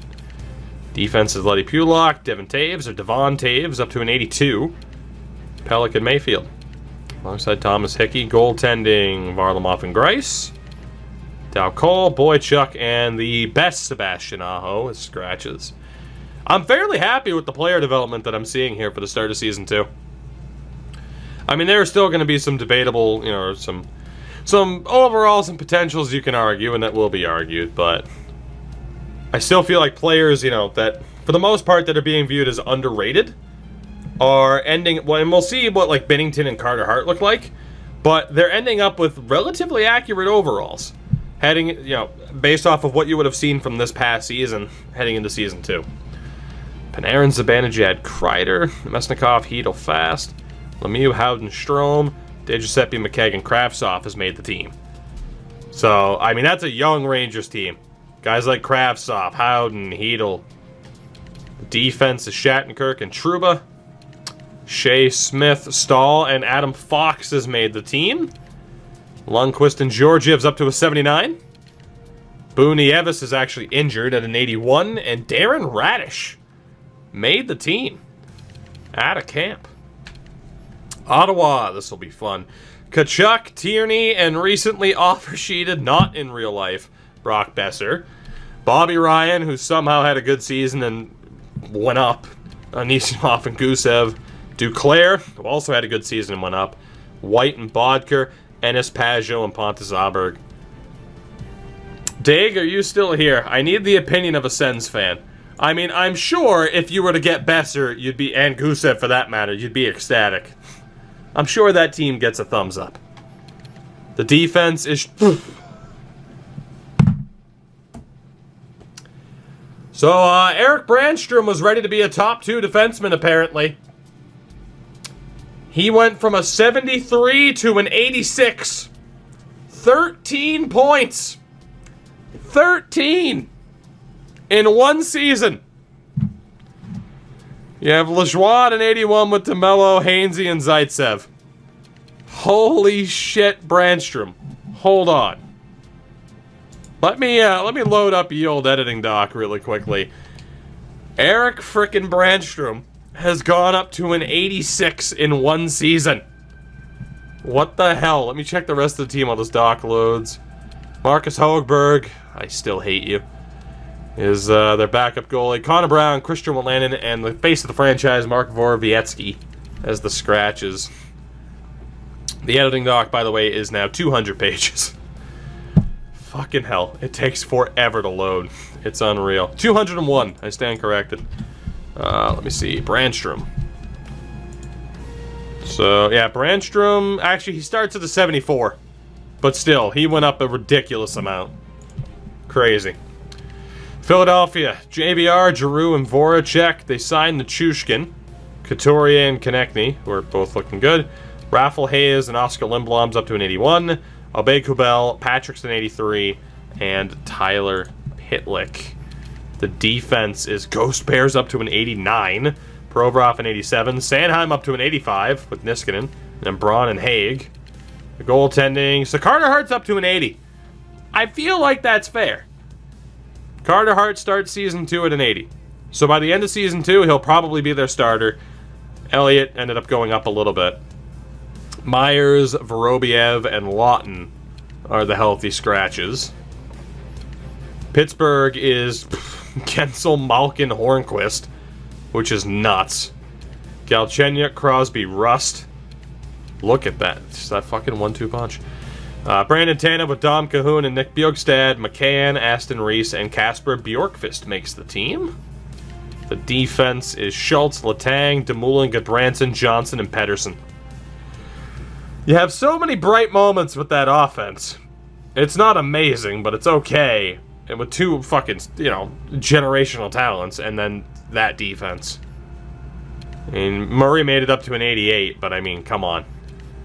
Simone, Bluger, and Rafferty as the scratches. San Jose is 89 Meyer, Couture, and Kane. Sorensen, Hurdle, LeBanc, who's up to an 84. And this, dude, I'm telling you, man, San Jose has no depth.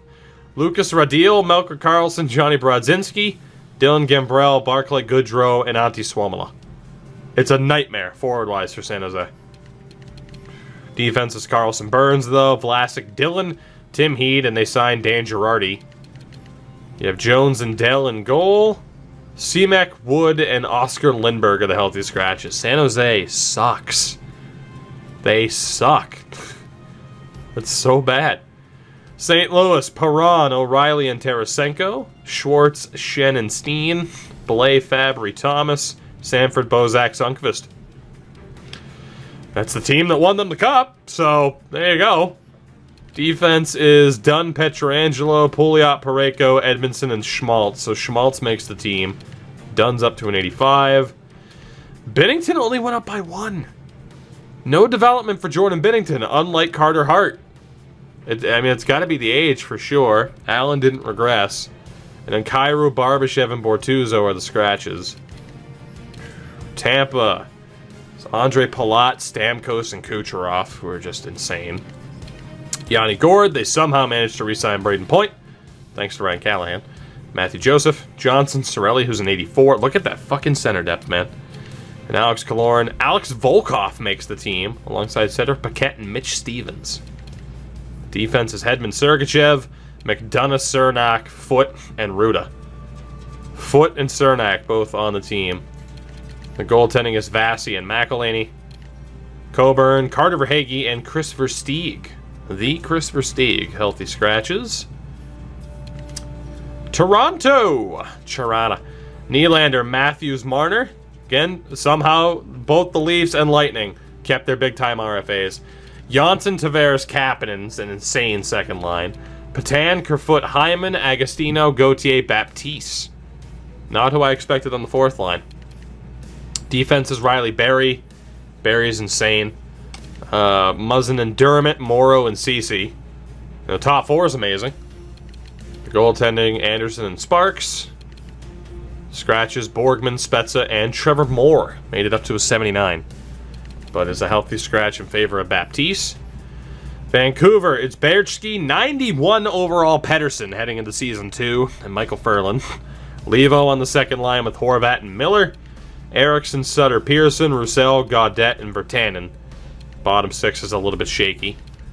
Defense is Edler Myers, Quinn Hughes, and Chris Tanev. Alex Biega and Troy Stetcher, but Hughes is there. Goaltending is Markstrom, and Demko made it up to a 79. So, I don't know, man. I don't know. I might have to readjust Binnington's rating. I'm kind of surprised. I know he's a little bit older than Demko and Hart, but I'm kind of surprised Binnington didn't jump. So, maybe we will readjust Jordan Binnington's potential to see if there can be that little bit of a jump for him. And scratches are Pominville, Ben, and Goldobin. 3 teams left. We have Marchessault, Carlson, Stone, which is amazing. I mean, the top 6 is amazing. Smith, Stashny, Tuck, Pacioretty, Eakin, and Zekov.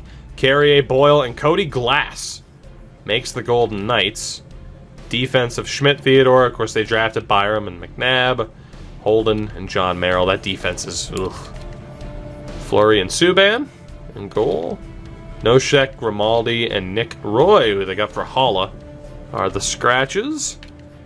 Winnipeg is Line, Shifley, Wheeler. Line was signed too, as was Connor.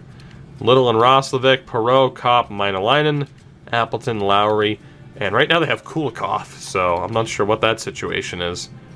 But Morrissey, Bufflin, Engel and Pionk, Beaulieu, and Sami Niku. Goaltender, Hellebuck and Brassois. Scratches of McDonald and Nick Ehlers. And last but not least, Washington. Ovi, Kuznetsov, Oshie, Rana, Backstrom, Wilson. Leipzig, Eller, Panic, Hagelin, Dowd, Hathaway. So what you would expect. Orloff, Carlson, Kepney, Jensen, Jonah, Siegenthaler, and Radko Gudas. The goalie is Holtby, and Vanasek is the backup rather than Copley. Boyd, Stevenson, and Pilon are the healthy scratches. So, I gotta be honest, I mean, I'm fairly happy with the way the rosters are looking heading into Season 2. I don't know, let me know what you think. I mean, aside from Jordan Binnington, who's the one that stands out to me, I might just put him at medium elite to see if that does anything. But, oh shit, that's right, we have to worry about signings and trades too. So I'm gonna go like 3 weeks at a time.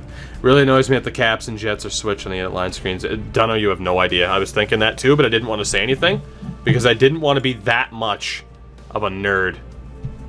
But I didn't say anything for a reason. Because yeah, it bothers me too. Between the edit lines, the edit screen in general, it changes and it's incredibly annoying. You're not wrong.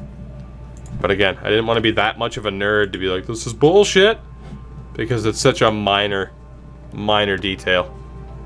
But alright, so we're gonna see if any deals go down throughout the year. And I don't know if I'll do a second full season. But maybe we'll start up at the playoffs next time. But let me take a look here if anything's gone down.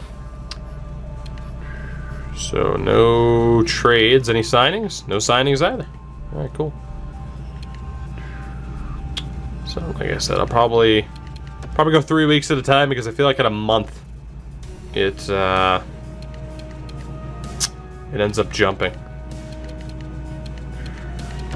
As far as like, okay, it doesn't show the most recent results anymore. Wings, you missed quite a bit, in fairness. But odds are this will end up on YouTube sooner rather than later. So don't worry about it. You'll be able to check it out and skip ahead at your leisure. But this will actually make for a nice companion piece alongside being like, hey, I'm done with the editing doc. Here you go. Because I'll probably do a quick rundown of the roster. You know, of what the rosters look like. And they'll be like, hey, if you want to see what this looks like after the first season and through season 2, check out that video as well. So, I'd give Melnick all my internal organs for that Sens team. I mean, Besser, Brandstrom living up to the hype sooner than expected. The Sens have made moves. We are in first place. Phil Kessel only has 7 goals, but he's racking up assists. You'll love to see it. No moves still. Makes me wonder if there are going to be any deals. I don't want to miss a bigger deal, but yeah, I'll just keep at this pace. I don't want to miss a deal and just be like, hey, this guy ended up here. Like I said, I wish it showed you like, oh, hey, on this screen, oh, there was a trade. But you know, what are you gonna do? Jesus Christ. Is my phone within reach? It is. No, don't move. I was gonna take a picture of your face. My dog had her face buried, so her eyes were, it looked like her eyes were just peering over her paws, just staring at me. As if I don't take this dog for like a 3-mile walk on a nightly basis. You act like you haven't been on a walk for years. We went last night, remember? It was hot as shit. Ugh. And back at first. Anaheim's in first. How? How? Anybody care to explain to me how Anaheim's in first? Please, EA? I'd love to know. Jesus. How are they in first? That doesn't make sense. Let's just sim to, you know, let's sim to the beginning of February. I feel like trades aren't going to pick up until then. I want to see what happens, though. I want to see what happens as Derek Stepan gets hurt. Because, of course, he does. And Tucson sucks. You made learning hockey so much easier for me over the past 3 years. Granlund? No problem. Although I don't know if I'm the person that you want to learn the sport from. But, hey. I'll take it. Better to have learned things incorrectly than to have never learned them at all. Let's go with that. At least in terms of starting to follow a sport. Just don't ask me what a penalty is in the game, because Lord knows I don't know. Nobody does. Because Anaheim's great. Smoot, do you feel good lying to people like that? Do you feel good lying to people like that? I don't know. I don't know. Oh, John Gibson, that's probably the answer. Like I said, we'll take a full look at everything. I want to see what happens this year. You learn it wrong, then other people correct you over time. It's the way to do it. unless it comes to like rugby or cricket, I'm never gonna understand it. I'm never gonna understand it. Although every once in a while, if like I see a rugby game on TV, I'll turn it on and just be like, I don't know what's going on, but they're going for it. Oh God. Tyler Steenbergen. English sports are dumb. I wouldn't say that. I just don't understand them. I don't. I wouldn't even say... I mean, it's tough to say cricket isn't an English sport. I mean, they just won the fucking World Cup, right? But I just don't... Like, I kind of understand rugby. I don't understand cricket at all. So, you know, if someone wants to teach me that, just don't teach me incorrectly, because then I'll never recover. Whereas with hockey, it's like, oh, this guy lied to me. But, okay, it's easy enough to figure out. Was my point there. Right? Alright, let's go 2 weeks. I want to get to the deadline and see what happens deal-wise. We're at 24, 23, and 4, so not exactly a division title pace here. Did that just say Edmonton was in first? It might have. We'll see. We shall see. I'll check after the deadline, of course, what the standings are. Or I might just wait until the end of the year, because why the hell not? We'll take a look at it eventually. Cricket's very easy to learn. I don't know if it is. Ah, Stephen Johns. You're overpaid, man. I can't do it. I can't do it. Alright, let's see. Vancouver's in first. Edmonton might have been, though. So we have one deal. Brian Gibbons in a second to Dallas for Joe Ciccone in 2/3. And that is it. A very slow start to trade season. A very, very slow start. Wings, thank you for the follow, by the way. Appreciate it, man. I'm not going to make any changes to this team. I'm going to stick with it. Because, again, we don't really have much to do. Deej, by the way, what's your schedule looking like for Monday? Since we didn't get around to it tonight. Chris, that's okay. But again, if you didn't get the notification from Twitter, that's why you want to follow, or from Twitch, that's why you want to follow me on Twitter, or join the Discord. Multiple ways to make sure you know that I'm live, even though I go live pretty much every night, unless my schedule is reversed. But, you know, nothing to do except call an insurance company at noon and scream at them. So just your average Monday. I mean, here's the thing. I don't even want to take the dog for a walk. It's freaking humid and I hate it. But, you know, otherwise I'd still play. Alright, let's see what deals went down. What do we got? Kyler Yamamoto, another Edmonton-Calgary trade. There were only 3 trades. But Kyler Yamamoto and Olivier Rodrigue have been dealt to Calgary for TJ Brody, a 3rd and a 4th. And Winnipeg traded a 3rd and Nelson Nogier for Brad Hunt. Huh. So what's worse, that trade or the Lucic? Seriously, what's worse, that trade or the Lucic and Neal trade? You really should create a donation goal for a dog treadmill. I don't think she'd be on board with that. She gets bored. Like, occasionally I'll take her, like, over to the tennis court or something and just close her in and let her run around, but she gets bored. She's a sniffing dog, man. That's what she does. Lucic trade too real. Seriously, what's worse, though?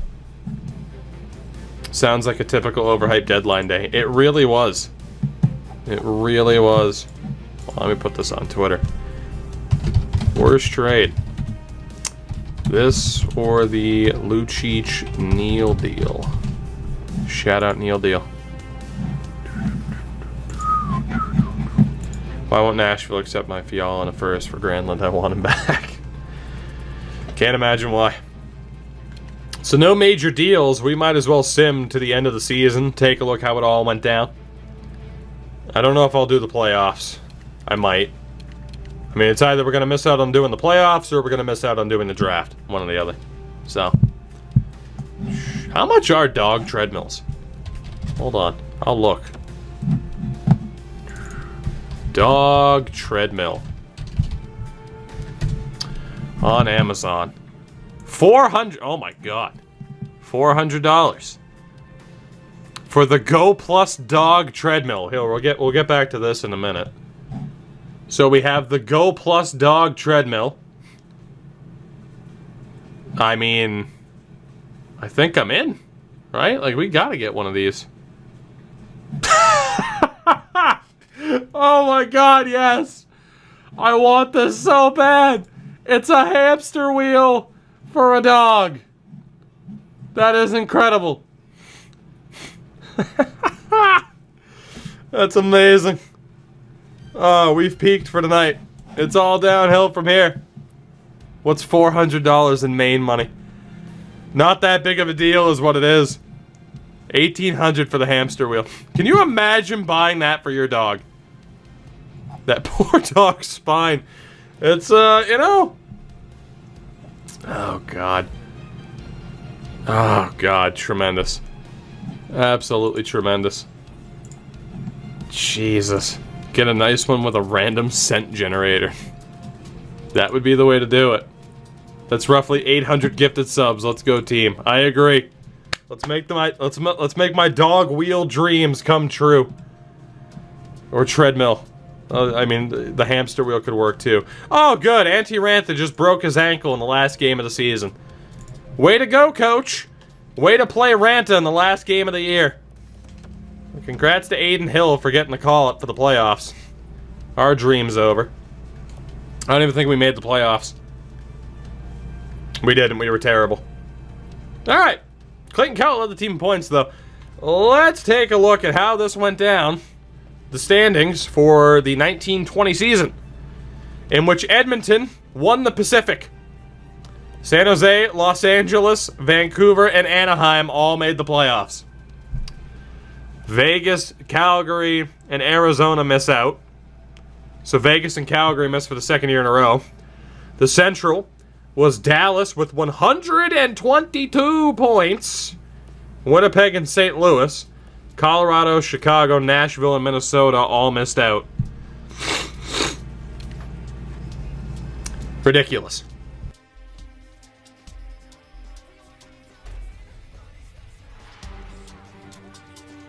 Ah, my nose. It's really messing with me. Atlantic, Tampa, Ottawa, Toronto, Boston, and Detroit. Buffalo, Montreal, the Panthers, who were one win away from a conference final last year, were the worst in the Atlantic. And in the Metro, Philly, Pittsburgh, and the Rangers. Columbus misses out, as do the Islanders, Devils, Caps, and Canes. What the hell, end stream? Yeah, that's it. We're switching to Minecraft. So Dallas was the best team in the league. The worst were the Florida Panthers. Oh, Deej. Oh, Deej.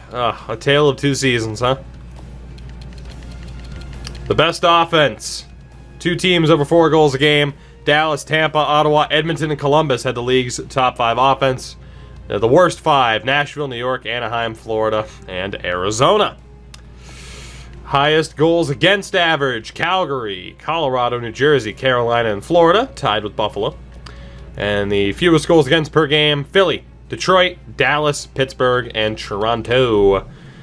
Best power play percentage, Buffalo, Calgary, Dallas, Tampa, and Boston. Bottom 5, New York, Anaheim, Carolina, Washington, and St. Louis. 3 out of 5 are playoff teams. Best penalty kill belongs to New York, Vancouver, Winnipeg, San Jose, and St. Louis. Bottom 5, Buffalo, Carolina, Montreal, LA, and New Jersey. A playoff team made it, despite having a bottom 5 penalty kill. Dirt don't burn. And it doesn't. Let's take a look at the teams. Let's see what we got. So, do we look at everybody? Yay! I love that clip, Dono. I need to add that to the stream deck. Hold on. Let me mark that down. The Rock, Toronto. That's the best, man. Yay! He said Toronto. It's the fucking greatest. Just search The Rock, Toronto, and you'll be very happy that you did. Very happy. Alright. So, in terms of the Coyotes, Clayton Keller, Phil Kessel, and Nick Schmaltz, our top line, led the way. Hina Stroza hit 60. Michael Grabner again disappointed. Garland ended up playing in 11 games. Bunting had 16 games in his rookie year. Krause hit 21. So, not too bad. The defense, OEL hit 50 again. Chychrun disappointed a little bit, though. And then, I mean, Osterley, Demers, and Hjalmarsson disappointed. So, Rock's promo and... Oh, dude. Smooth, I gotta go. I gotta go with The Rock in Toronto as opposed to Shawn Michaels in Montreal because I was legitimately heartbroken Bret Hart didn't show up. It would have been so perfect. Ranta was good. Darcy Kemper was awful. Damn shame. The Rock concert in Sacramento is the greatest thing that ever happened in wrestling, though. You're right. Fuck it. Quick look at Anaheim. Quick look at these teams, but Getzlaff, Raquel, Kasha, Henrique, and Sam Steele leading the way. Again, if I go through this too quickly for people on the Twitch side of things, I'll put it up on YouTube after the fact, or just tell me to go back. But, I mean, decent production for Anaheim's defense. Del Zotto bringing up the rear. And Gibson and Miller were both solid. So, it's not all that surprising. Boston, Raskin, Halak were both good, not great. Krug and McAvoy are just unreal. Is Torrey Krug going to hit the free agent market, though, is the question. Grzelcyk with 23 points, Chara with 17, Carlo with just 8 points. And then forward-wise. So the perfection line had fun. Bergeron, Marchand with 51 goals. Pasternak, 79 assists. And DeBrusk, Krejci, Heinen. Bjork with 31 points. Corrali. Dag, I didn't, but I know we put it up on Twitter. I forgot to look at it, actually. I forgot to look at it. Jesus. The perfection line continues to dominate. Buffalo, Jack Eichel, 93 points, 41 goals, 88 points for Jeff Skinner. Sam Reinhart with 84 points as well. Middlestat with 57. Victor Olofsson with 26 as a rookie. Not bad. Mojo only 33, though, in an injury-prone season. Dahlin, 40 points. Chiller and Montour, 32 each. Henry Okiharju with 11 points. It's not too bad. And the goaltending was awful. The Hutton and Luukkonen, they kind of rushed Luukkonen a little bit, and they paid for it. At least slightly. A 76 is still a backup goalie. Calgary still cannot get goaltending. So that's nice. Jesus, poor John Gillies. That is one of the worst save percentages I think I've ever seen. That is absolutely horrific. Defense. Giordano still killed it. Anderson had a really good year. Sheelington was okay, but I think they went with a forward on defense for half the season, unless they already sent somebody down. And then forward-wise, Goodrow hit 91 in 78 games. Monahan and Lindholm over point a game. Kachuk had 77 points. Backlund and Frolik did well, but their secondary scoring was a bit rough. Talbot makes almost $3 million, though. Yeah. Lucic, 19 points. He got better. Minus 24, though. He got better this year, though. 19 points for Lucic, up from the 18 he had last year. Aho, Dzingel, Teravine, and Holland. Svechnikov led the way for Carolina. Fogle and Nakash both broke 20. It's not too bad. Yes, it is Gonger, but in terms of that top half of the editing doc, I didn't continue to edit that beyond the draft. So some of that might be out of date. The easy thing you can do is just check Cap Friendly for that. Go to that team's page, whatever player it is, and just see if they still have a red symbol next to their information. 23 points for Jake Bean.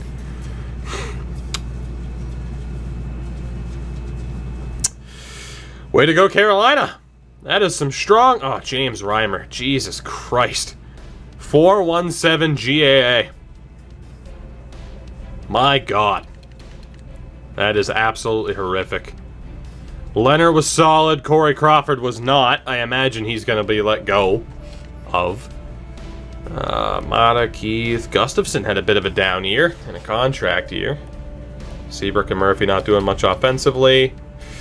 88 points for Kane, 71 for Strome, Taves, and DeBrincat. Zach Smith hit 31 points.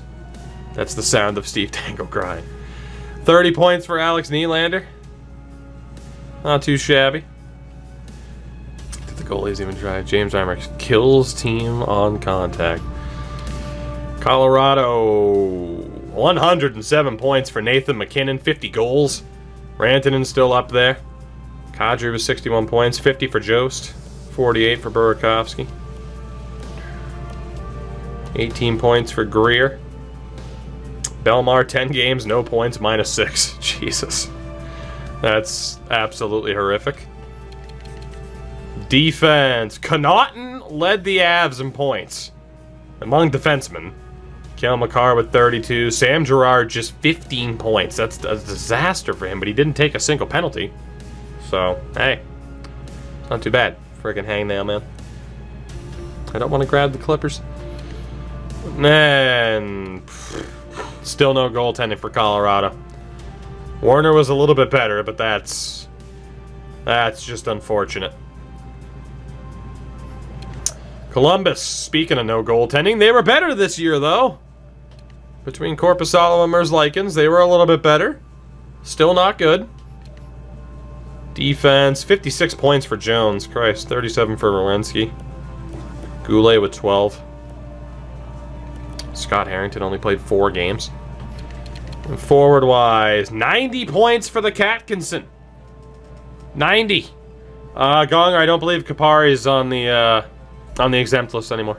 So, Dubois at 79, 75 points, 43 goals for the rookie Jack Hughes. 72 points for Josh Anderson. Christmas. 33 points for Marlowe. Paul Bittner even had 28 points. My God. Dallas. Well, I think we know who's taking home all the awards. 120 points for Tyler Seguin. Ben and Radulov up there as well. Gonger, that means they're on the team's exempt list, so they don't count towards the 50-team contract limit, which is why I removed their contracts. But you keep their rights on the team. 78 points. Robertson, 62 points, 35 goals as a rookie. There's no way he didn't win the Calder. 53 points for Williams, 50 points for Perry, 40 for Denis Gurianov. That's insane. Worst timeline confirmed. Yeah. The defense, 67 points for Heiskanen. Klingberg at 58, 42 for Lindell. How could you not get points, though, right? And the goaltending, Bishop and Khudobin were great. Anton Khudobin was amazing. Jesus. Welcome back to September, right? Detroit. Great goaltending. Amazing from Howard, who might have won a Vezina. Bernier at a 9-1-2. 70 points for Jake Gardner. My God.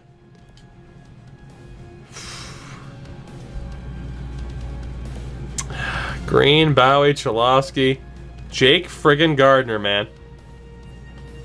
How many points did Bishop and Khudobin have? I will check.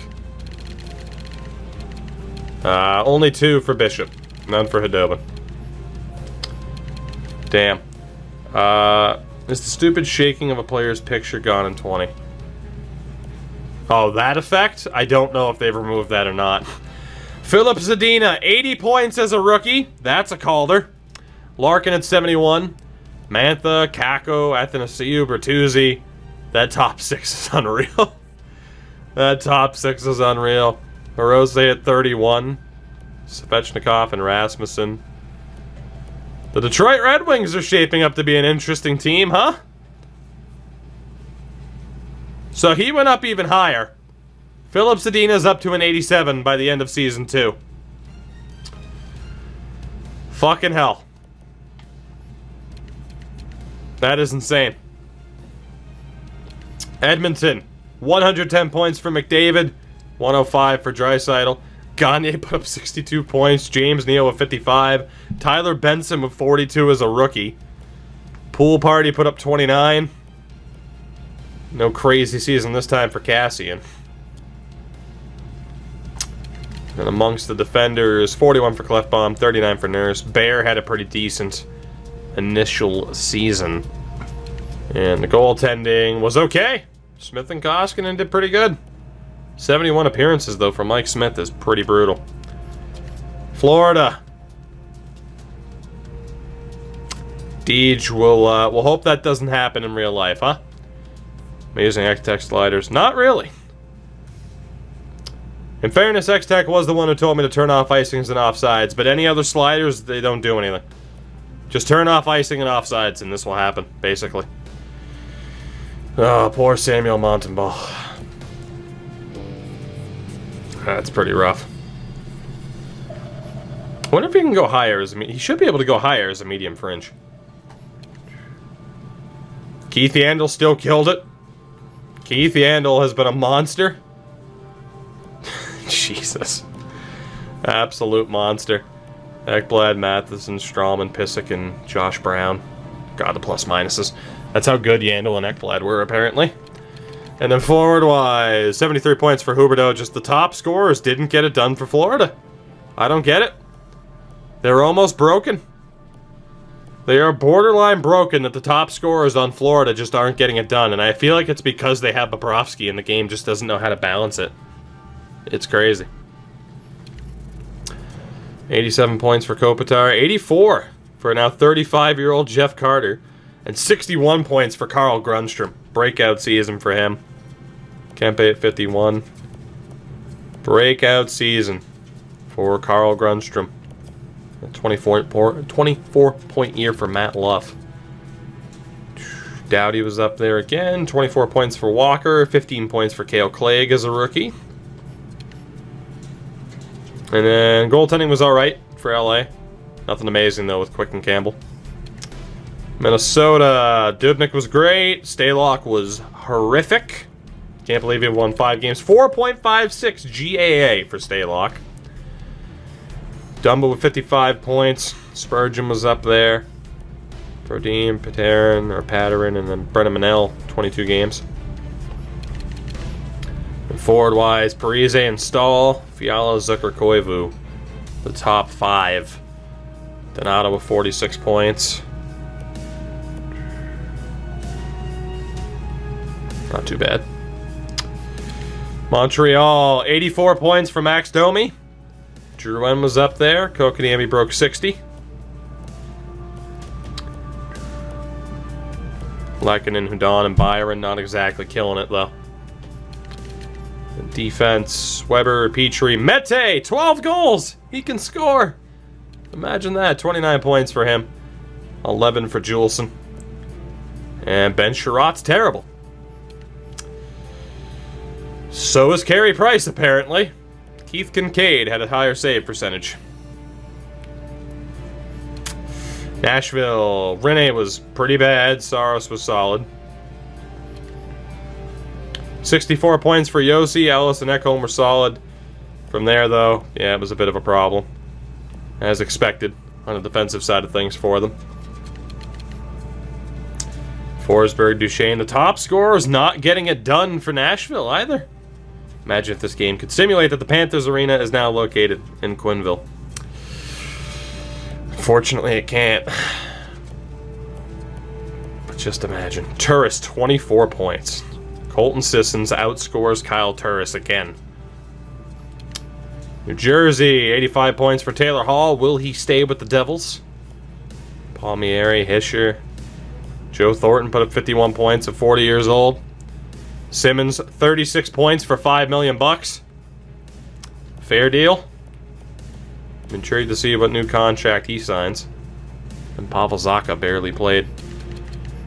Defense, Subban killed it again. Will Butcher did well. I saw an article that said Keith K is the perfect backup for Price. I don't know what people are smoking. Me either. He's not great. Speaking of not great, Corey Schneider, Evan Cormier, and Mackenzie Blackwood. 3 goalies under a 900 save percentage. Jesus. That is horrific. Islanders, Varlamov and Greiss did very well. Basically split it. Not bad. The tandem. Defense is Pulock and Letty. Taves put up 27 points. It's not bad. He's up to an 82. So. And forward-wise, Lee and Barzell. Bailey, the top line did well for them. Andrew Ladd put up 25 points. How is the team save percentage less than 900? I don't know. Hosang 16 points, 10 for Dow Cole. Perlini 24 points. 24 points for a third rounder, huh? The Rangers. Wow, they underperformed. Particularly Artemi Panarin. 64 points for 10 million bucks, huh? Hedel with 55 though. Zibanejad had a bad year for how good he is. Howden did alright, though. Kravtsov, 26 points. And you got Phil DeGiuseppe. Brendan Lemieux at 23. Defense. Shattenkirk did well. Trouba is just not putting up points for New York. Nightmare scenario for them. That is looking rough. The Panarin deal isn't right, is it not? Again, here's the thing, right? This game will readjust contracts if team salaries are a little bit off. So, yeah. I'm honestly not sure.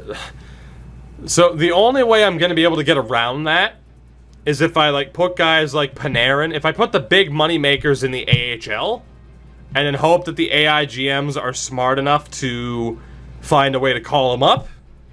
And if that's not the case, then it is what it is, right? So, oh god. So, I'll take a look at that before I record the editing deal. And then goaltending, by the way, Lundqvist and Shesterkin were both strong. Shesterkin's up to a 79. So, and the Rangers, or not the Rangers, the Sens. Anderson a 915. Hogberg was pretty bad.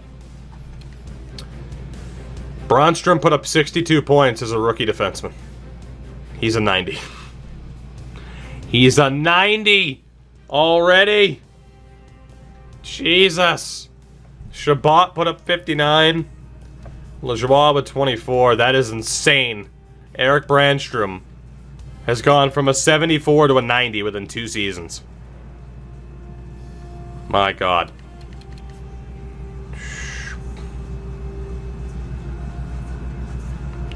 Gusev always turns into an absolute beast. Every time. Diffo will do. Give me a minute, though. And Mickey, what's up? Yeah, I'm sure Dig would really like that team, that top 2 pairing. Tierney. I mean, when Kachuk is 6th and Bobby Ryan killed it again. So Ottawa's going to win the cup within a few seasons, right? Probably. Probably. Philadelphia here, I'll go back. Quick look for you, Diffo. Quick look. I mean, very quick look. You're on borrowed time. If anyone's below Hirose, I mean, it is what it is, but super quick look.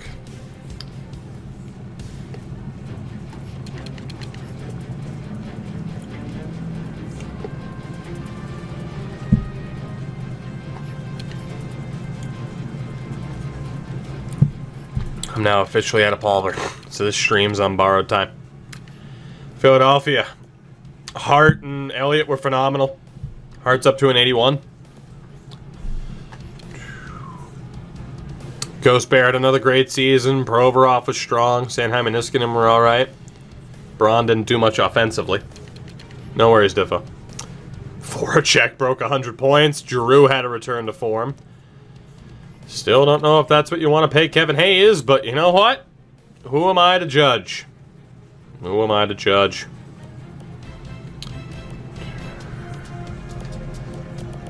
Patrick only put up 25 points, which is pretty rough. Pittsburgh, 90 points for Malkin. Crosby was a little bit off a point of game pace. As was Gensel. Galchenyuk, 63 points. Wow, Patrick. Oh, okay, he only played 26 games. I was going to say, Patrick Hornquist was terrible. What the hell happened? Defenseman, Letang did very well. Johnson was usable. Goodbranson was meh. And goaltending, Murray was solid. DeSmith was solid. San Jose, Jones and Dell were both solid. Imagine that. Carlson did well. Burns did well. Vlasic did well.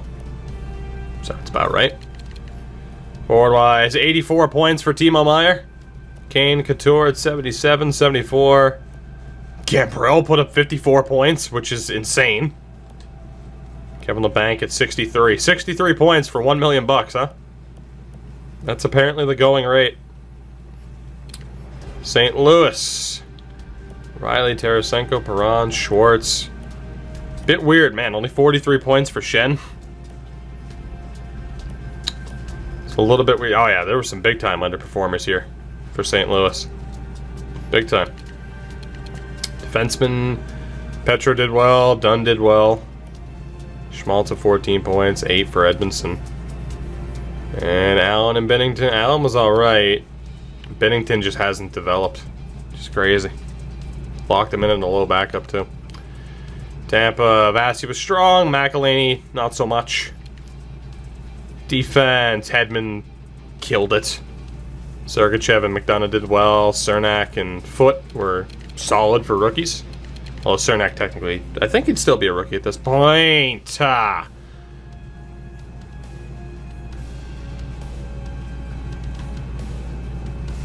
yeah, I don't know who's going to win the Hart. Who's going to win the Rocket Richard? Holy hell.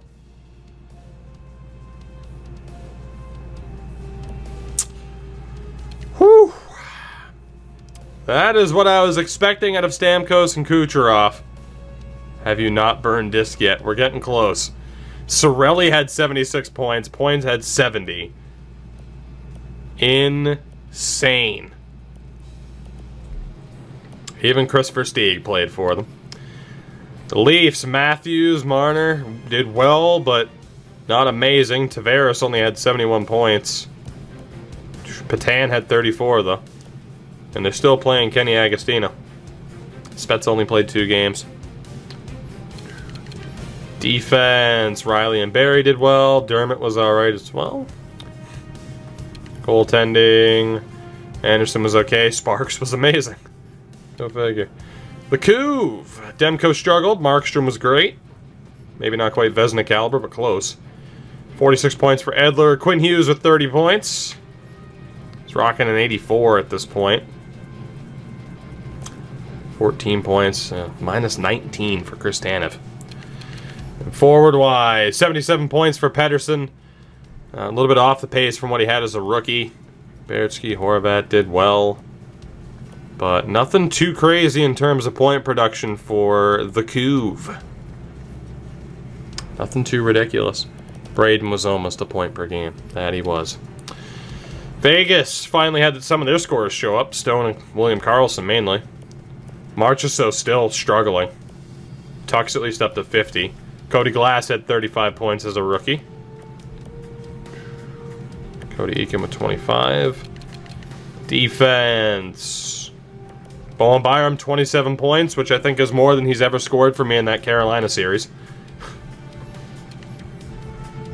Fleury was great. Subban was not. Washington, Holtby was great. Vanasek was not. 884 and a 411 goals against. John Carlson was amazing. Rest of the defense was okay. Lucas Johansson ended up playing 52 games. I guess he took over for Gudas, huh? Or Gudas was just hurt. Forward-wise, Alex Ovechkin. 105 points, 66 goals. Christ. Criminy. Verano, though, still not turning into the top 6 threat they'd want him to be. And then the peg. Mark Scheifele, 106 points. Line 95, 92 for Wheeler. Crazy.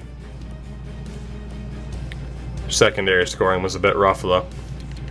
Defensively, Buffalo 40 points. Neil Pionk just 16 points. Good thing it's only $3 million, but damn.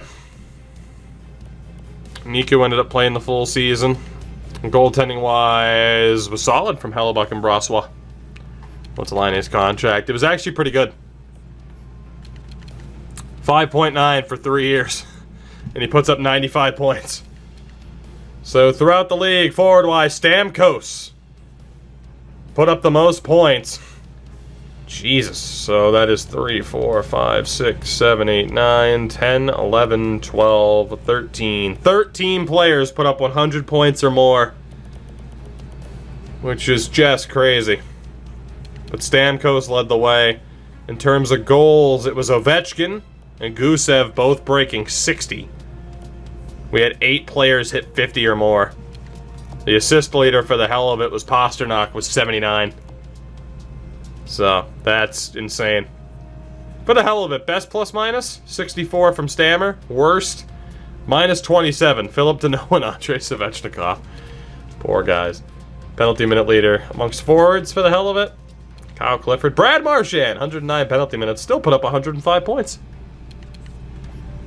Blink twice if roster sharing is in NHL.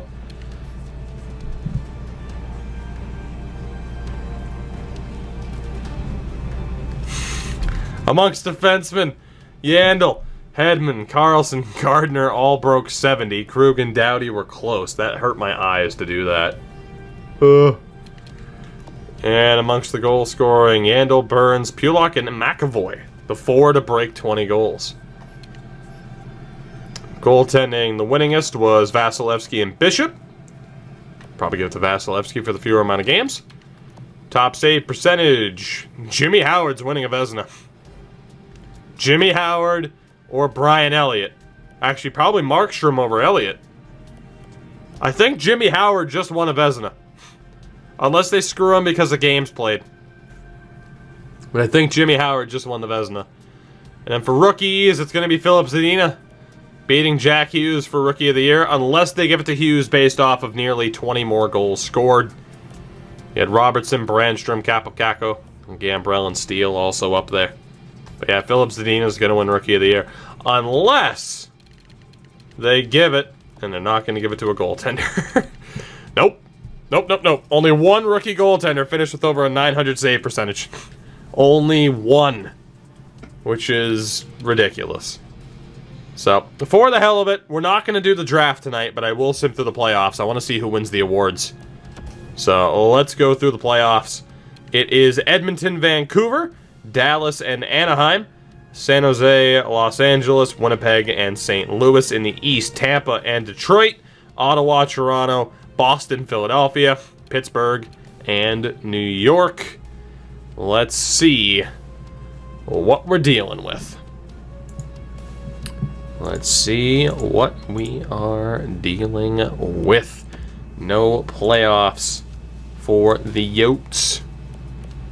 No playoffs for the Yotes in Season 2. So yeah, I got a couple of things that I noticed with the roster I'll be looking to change, but that's alright. That's good. Glad I did this test. Like I said, I kind of want to see how this plays out, too. The Battle of Ontario in the playoffs.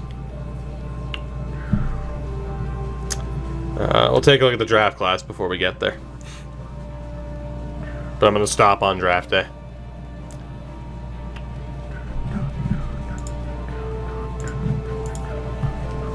Who's it going to be? Tampa won last year. St. Louis wins it a year late. The Blues win the Cup. The Marlies win the Calder Cup. The St. Louis Blues, you would have already seen their team, are Stanley Cup champions. Let's see how that went down. Oh, don't tell me they beat Boston. They beat Boston. No. I'm burning the disc.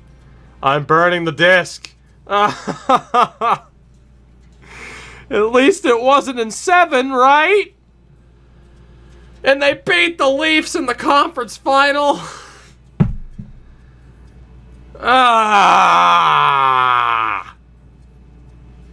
San Jose lost in the conference final to St. Louis, too. Fuck this game. Yeah! Hey, anyone who says my rosters are unrealistic, suck a dick! Suck it! 30 of them! in a row. Don't forget the balls. Oh, God. Oh, God. Not that there's anything wrong with sucking dick. You do you. I ain't judging you. Live your life, be happy. Just don't hurt any other people. Just don't be a douche.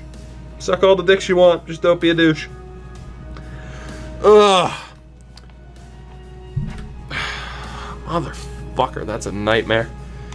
That's a lot of dicks. It really is, isn't it? Oh, God. The Marlies beat the Bakersfield Condors. Oh, God. Alright. Well, let's see. It was David Perron who sunk him.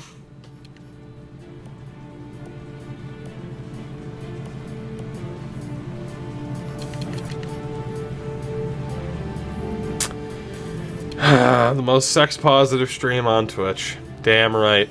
Except this time it was Jake Allen that killed Jordan Bennington, so that makes it just, oh, boy. This is... It was Char's last chance, again! Come on, man. And then Tori's gonna leave. Where was Pasta? Pasta got hurt, that's why. Go figure, Pasta was hurt again. Oh, what a nightmare. So Tampa and St. Louis win it within the first 2 years. Stamkos won the Art Ross and the Hart. Hedman won the Norris. Lady Bing the Sagan. Calder went to Zadina. David Perron won the Conn Smythe. The Vezina did go to Jimmy Howard. Brian Elliott wins the Jennings. Brandstrom the Masterton. Patrice Bergeron the Selke. Stamkos to Ted Lindsay. And the Rocket Richard to Alex Ovechkin. In the AHL, Ryan Poehling put up the most points. He was also league MVP. Eric Foley scored the most goals. Poehling was the best rookie. Cale Fleury, top defenseman. Tristan Jarry, top goaltender. MVP of the playoffs, though, Michael Hutchison.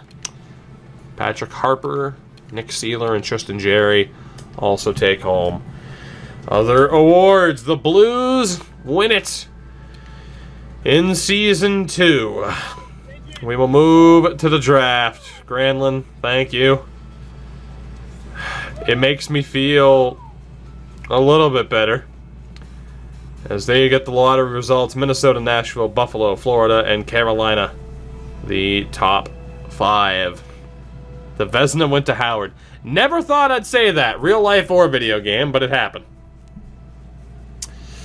As there is a computer-generated player, Theodore Pielmeyer, that will upend Alexis Lafreniere at the top of the draft. Raimo Heiskanen also computer-generated, but then obviously we get into the real players. Quentin Byfield, Lucas Raymond, Anton Lundell, Alex Holtz, Matthew Beniers, he's real as well. Trevor Fair, obviously not. Noel Gunler is. Cole Perfetti is. Tim Stutzel! Jamie Drysdale, Justin Barron's real. Marco Rossi, LaPierre, Clevin, Dawson Mercer, Sion Niebeck, Jacob Perreault, Casper Sementeval, Jean-Luc Foudy, Jeremy Poirier, Cole Sillinger, Dylan Peterson, Theo Rocher, Maverick Bork, Helge Grans, Double L Leighton Moore, Braden Schneider, Cody Von Arx, who's not real, or Von Ark, Vaclav Galvis, also not real, but Yaroslav Askarov is. So that is the projected first round. Obviously a ton of real players and a couple of generated ones, particularly at the top. Retired players: Lee Stempniak, Kyle Brodziak, Steve Bernier, Matt Reed. No big names on offense. Defense: Engelland, Jonathan Eriksson. Whew. All his contract was up. And then goaltenders: Nick Backstrom and Al Montoya. Number 6 overall pick in 2004. Al Montoya. Brodziak and Engelland became scouts. And that sets the stage. So more than likely, I'm going to continue this, but we have gone overtime. So we'll be looking to wind things down. But again, this will likely continue. And I'll have a couple of things that I want to adjust moving forward. But we'll call it there just in case we end up trading up or whatever.